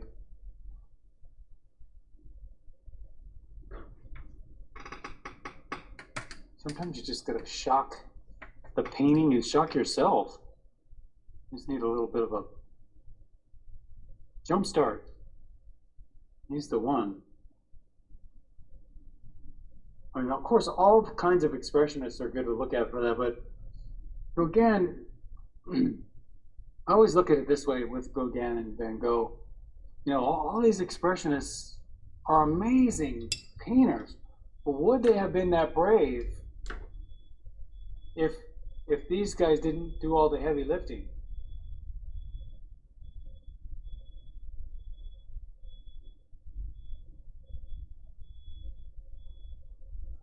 I don't know. Probably depends on, you know, the period and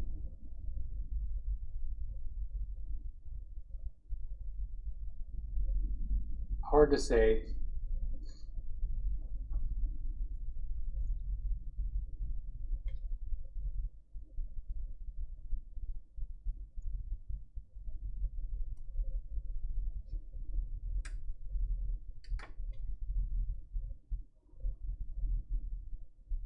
He gets really into those reds and in the face here. Let's see. Interesting. I didn't realize you give the kid orange hair.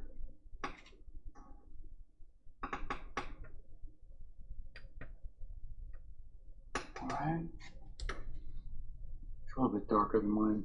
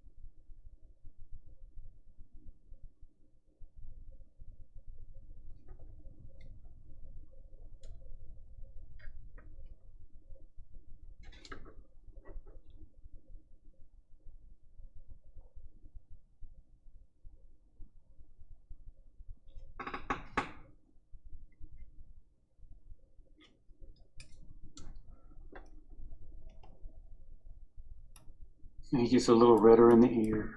A little redder on the cheeks.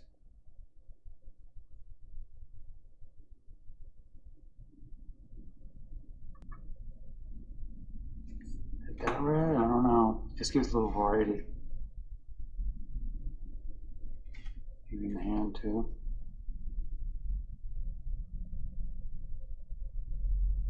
It's just learning about these little, you can see how he solved problems. In a very personal way, you know, they probably, you know, artists had never seen an artist solve problems this way before.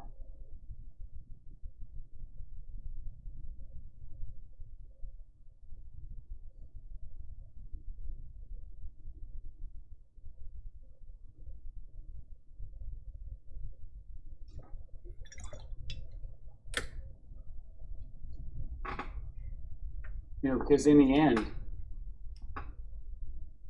all it's about is creating interest.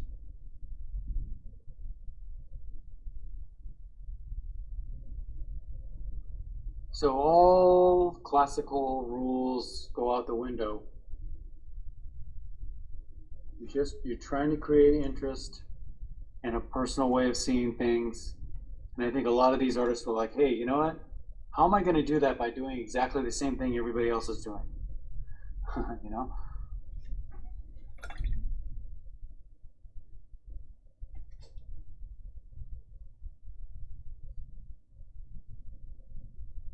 Which, you know, I see all the time in art, even today.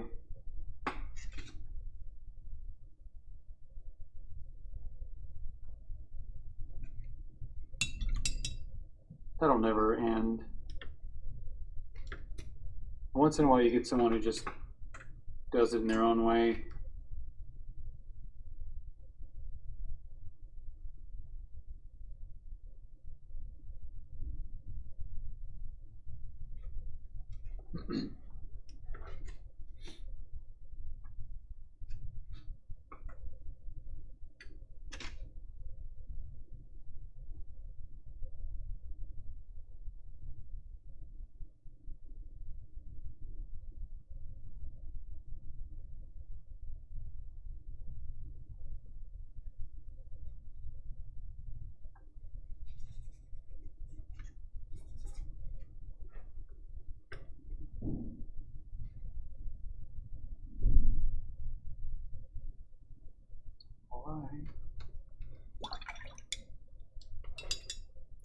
Obviously it's not identical.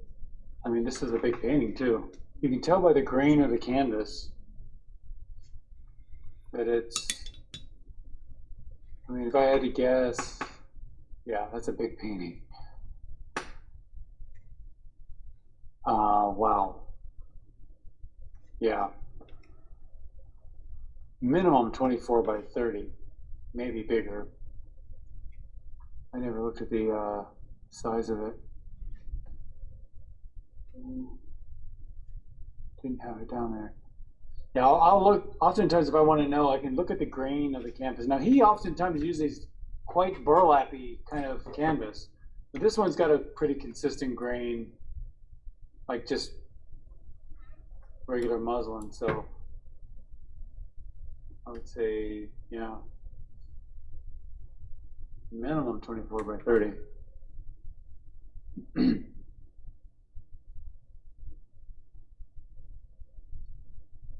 He painted big. He liked to do big paintings. So, oh, this is fun too. This will look good in my sketchbook. And then I got my little sketch I did right before class. Isn't that fun? I'll put that in there with my sketchbook. This and my little sketches, preliminary work.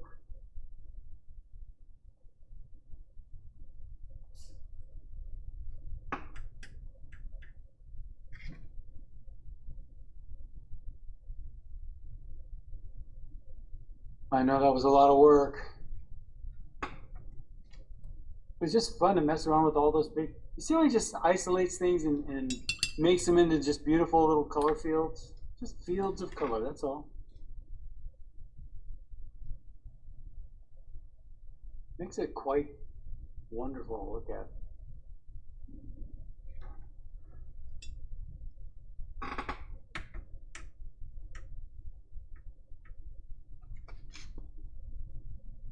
Shall we start getting them in here? Let's see what we got. Anybody? How about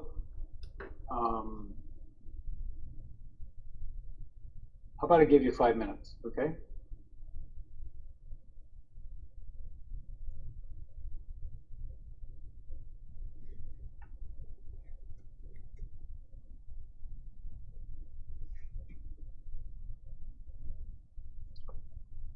All right, 5 minutes.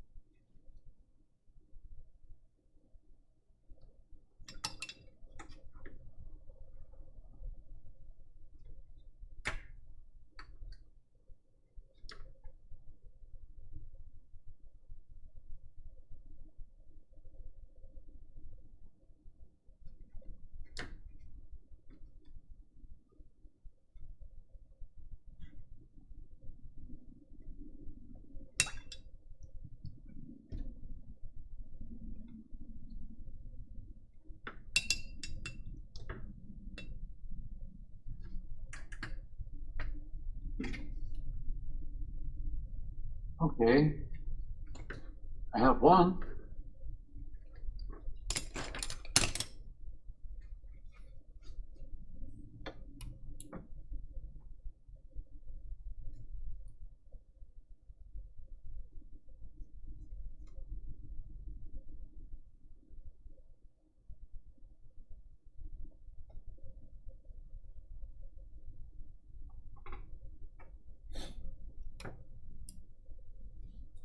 I know this one took some time today.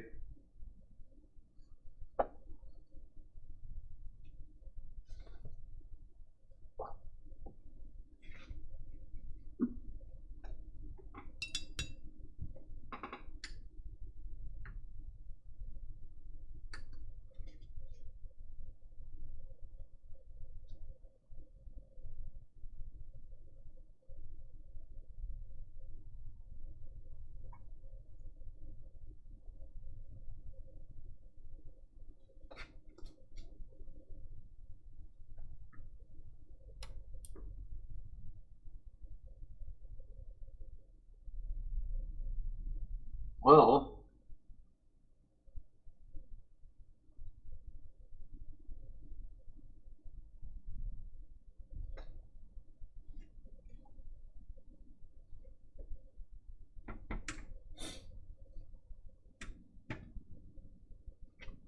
I just have Barbara so far.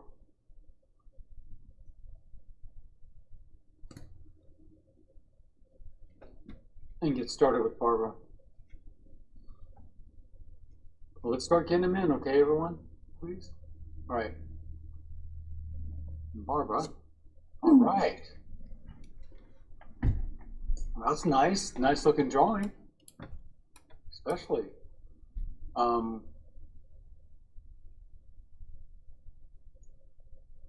So I think the colors are a little different. Yeah, mine are a little more, I use a little more opaque. I use a little white in my color. Oh, okay. And then, you know, the yellows, the cat yellow and the lemon yellow, they can be pretty opaque too. So I kind of dig into them a little bit thicker. But you got the Gauguin Palette here. I mean, this is it. But this is what happens when you copy an oil in watercolor. The watercolors just don't tend to be as full bodied as oils and.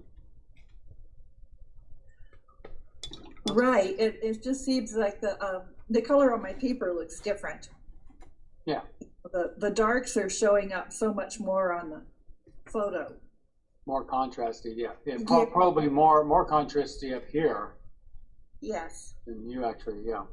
Mm-hmm. But this is great. I mean, you got all the Gauguin things going on here. You got the color variations. You got the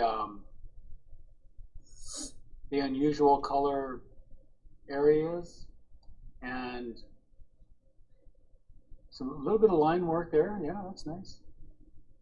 Mr. Goose really stands out there. Mm-hmm. Yeah, it was a lot of fun. Yeah, it's beautiful. Thank you. And nice drawing too. What was that? Oh, here's a question. Yeah. The little creature in the center that's red by the boy. I don't know what right there. Oh, well, this one or this one? Yeah, that one right there.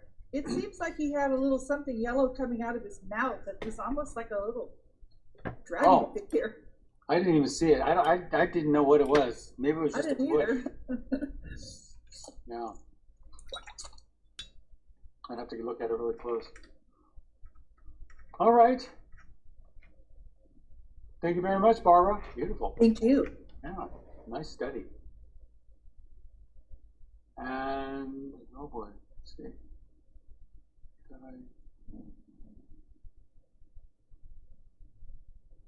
Bill, is that it, you guys? Just Barbara, huh?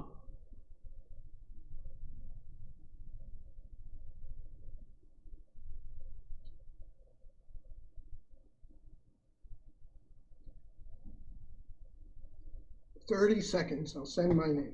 Okay, thank you.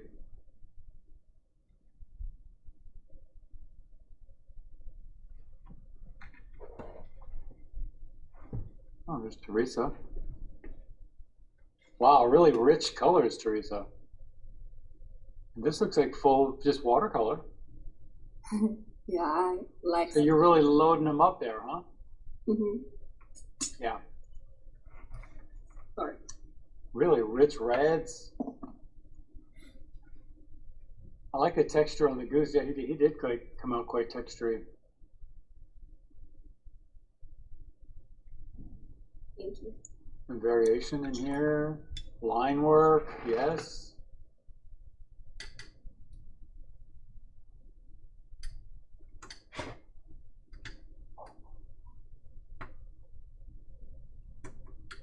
Wonderful. Yeah. Beautiful work. I like the variations of his color. Right. So yeah, I Yeah. see that you're seeing the yellow, the red, the blue, all the little variations. Yeah, and there's more in his painting. It seems like yeah. never ending. I know. He just reworks areas and reworks them. Mm-hmm. That's what's so nice about this looser technique that he does is you can just keep reworking things forever. Mm. But really nice color fields, you know, all your like fields of color. Really nice. You got all kinds of variation in them, just like here. You got a rock, kind of a lavender gray with a little blue accent, a little violet, a little green. Mm. That works. Thank you. Yeah. Well done. Very nice. Okay. Now we're getting them in here. How are you guys? Gail. There's your technique. It's funny. You get it all. Look at that. You get the blue, the yellow, the red. Kind of chopping it in there. That's the way you do things. You work in little areas. Looks like. Yes, staccato. Right. You get variation, see? It's just all about what you can learn from a master. And he's so good at color field painting and just odd color arrangements. So let's see, nice variation of color in here. You know, maybe these are a little light back here. Mm-hmm. So, easy enough to go over if you want. And I didn't see a whole lot of contrast with that goose and that little back there either. So, but nice. The whole thing's really drafted out very nicely.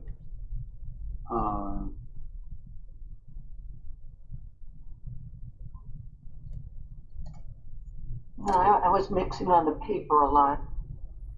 Yeah. Well, I think you definitely did that. And I could see maybe a little more line work, like you did here. Nice. Just a little bit more of that here and there, just to clear things up, clean things up. You know, even around the trees, I saw some. A little bit here and there.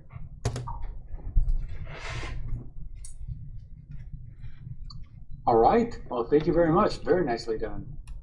Thanks, Rob. You're welcome.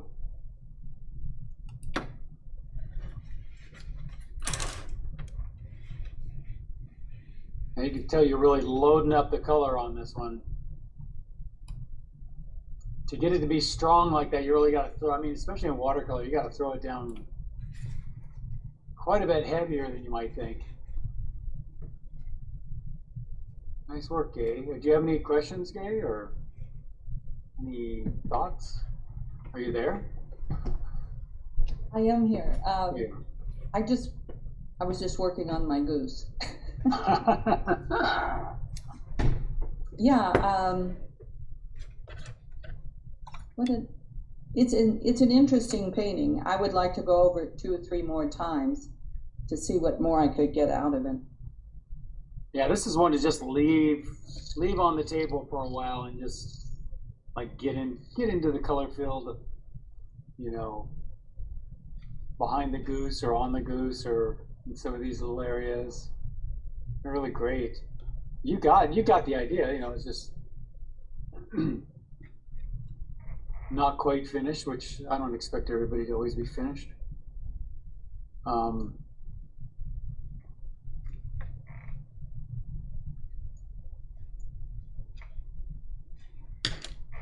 I mean, you're doing everything right. It just looks unfinished. That's what it is, definitely unfinished. I'm trying to think of anything, but you just continue doing what you're doing. That's the advice. Continue doing what you're doing. It looks great. I mean, thank you. Yeah, quite nice. What's this? Okay. I'm not sure who this is. I just got a phone number. AIM member. Oh, Rob, I'm sorry. There's something wrong with my email. It never doesn't show my name anymore. Oh. Can anybody tell me how to fix that? I will. It's Cindy. You just gotta shoot it from a different angle. I can try that, but you know it's a real challenge. Let me try, and I'll send it to you again. I mean, do you know what I mean? Just maybe you shot it upright, so then this time maybe shoot it horizontally or something. Okay. I will maybe try do that. it 2 or 3 times and shoot it and send them all over. Okay. Okay. No problem. Let's go. Wow. Look at the drama you got going on there today. Yeah, I use all kind of media. Oh, you did? What did you use? Yes, I use a watercolor pencil and water soluble oils, watercolors. That's wild. And on hot press paper. Oh. Yeah, continuation of last night. Wow. Well, you got a lot of good drama going on there. What I mean is, your forms are very, you know, very almost Baroque looking, very, very dramatic, and then you have dramatic light and dark contrast as well. So I mean, as far as I'm concerned, I mean the drafting is totally awesome. Thanks. For him, I would maybe consider going in with some stronger color in areas. Let's see. Oh, where? Where? Well, let's just say, for instance, maybe a little bit more. Oranges. Yeah. Yeah, yellows and oranges. Yeah, that'll be more Gauguin. Maybe down here, maybe more yellow. Yellow. Green. And orange in there. Please leave it like that. Yeah. So it's a little darker. Yes. Darker. Yes. Yeah. And I haven't really finished. Last touch. This is a great foundation, though. So a little bluer. Maybe I noticed you put some of that. I don't. This is gonna be weird, but yeah, a little bit of blue-green accent in there. You get that red in there too. Maybe not that strong, but a little bit of that. So it looks to me like they're a little darker. Maybe there's some of this stuff dried a little bit lighter. Yeah. Yeah, mostly. Same up in here, a little greener. I see some oranges.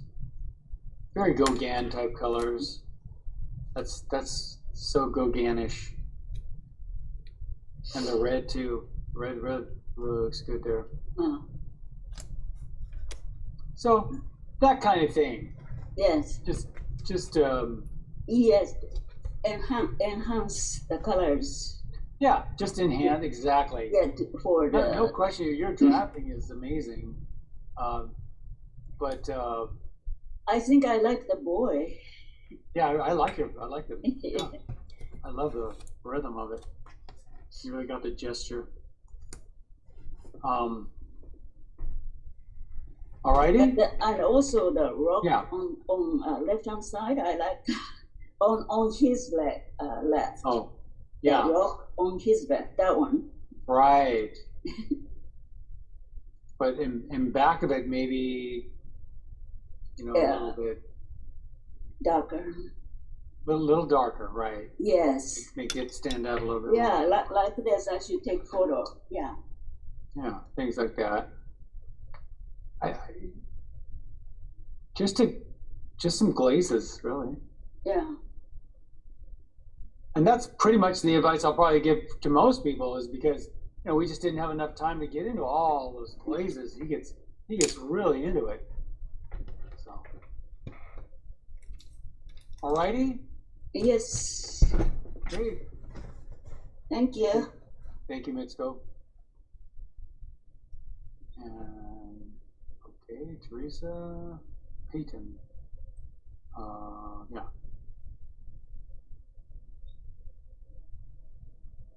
All right, here we go, Teresa. Nice looking color fields. Look at all those little divisions. That's what I'm talking about. All those little violets, oranges. I know there's not enough time to get every little thing in there, but we do the best we can. This rock is great. You there? Not there? Okay. And again, maybe some of these values back here are a little bit on the light side. I noticed mine was too. I actually went over it much later to deepen it a little bit. I think it helped. And what else? You got a lot of these. You've got the Gauguin palette down here. This is great. Just think maybe a little deeper, a little richer. Like I said, with Mitsuko too, a little bit, maybe a little bit deeper. Adding a little bits of orange and yellows and so on. And all this too. A little bit deeper and richer. Everything else I think looks great. Maybe the face could be a little bit more pinkish. I don't have that color, but I've made it pinkish, more pinkish. Yeah. Already. You know, oftentimes I'll lay it in like that just to get a value going, you know, and then I'll come back later after it dries and definitely. Okay. I was trying to get the lean of his head, but I couldn't quite get that. But yeah, I kind of. He's sort of a straight-on guy. Yeah, let's see, maybe this eye. Oops, sorry. This eye, is it that way? Like that, and then that, and then that. Which makes the head lean down a little bit more, or maybe, let's see, maybe this size up a little bit higher.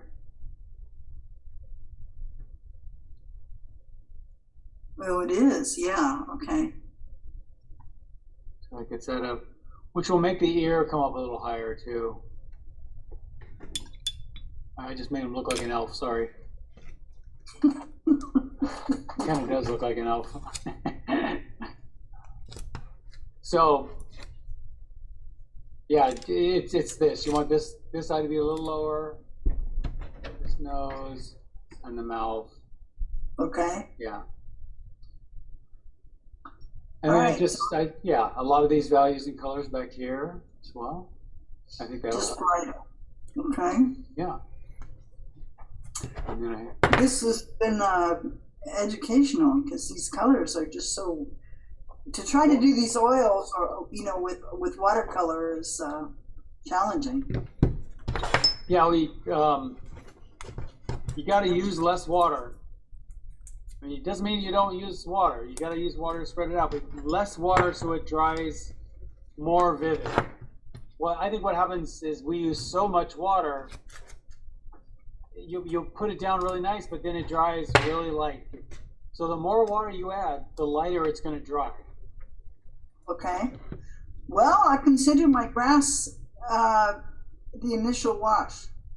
Yeah, the cool thing about it is you have a really nice lay-in. Let's say in the grass back here. Now I would go over a couple of values darker.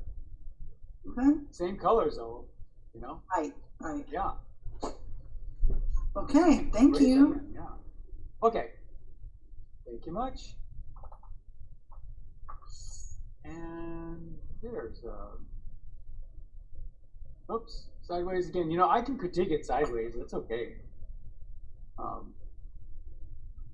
Cindy. Oh, okay. Then by next week, I'll learn to use my phone. Maybe. You know what you can do is you can just shoot it like horizontally and then vertically with your phone, 2 or 3 different ways, and then just send them all over. Okay. Sideways helps. Great looking drawing here. Great looking color. Again, maybe a little deeper in the value area, so we get some of those richer colors behind him. I'm thinking because they probably were that when you laid them down, and then it's watercolor. A little lighter. Excellent, excellent color choices, and excellent drafting. Your layout is great. I like that you came in with some line. Definitely.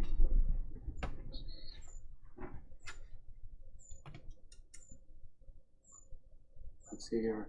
So, some deeper greens. That's probably too dark, but then when I let go, see it dries a little bit lighter. Or, I guess a little bit darker, little orange accents in there, maybe even little yellow once in a while. That's a little bright, but yellows in here and there, all that. Just think those rich, deep colors. At this point, I think all you need to think about is color. Because the thing is that when you get the colors right, the values are built in. I mean, in other words, to get this color right, you got to get deeper. Like you're getting into this tree, those are great. I don't think you need to. So you're definitely getting it in the tree, and probably in this tree too. Maybe might be a little bright. I laid mine in a little bit bright, and then I had to come back and dull it down, which brought down the value a little bit. Killed the saturation a little bit, but that's sometimes what you have to do. He just gets these really, really subtle colors. So, besides that, I think no question about the drafting, that's for sure. Alrighty. Okay. Well, it's all transparent watercolor, so I have to leave the lights and just keep working for the darks. Yeah, just definitely. You use this as a lay-in. It's a great lay-in color. It's the perfect color, just deeper and darker. I just went a little more aggressive, and then I had to go back over mine too. So definitely, I think I went over everything. I went over my sky. Yeah. So, all right. Thank you very much. No, it's. And where are we, George? Yeah.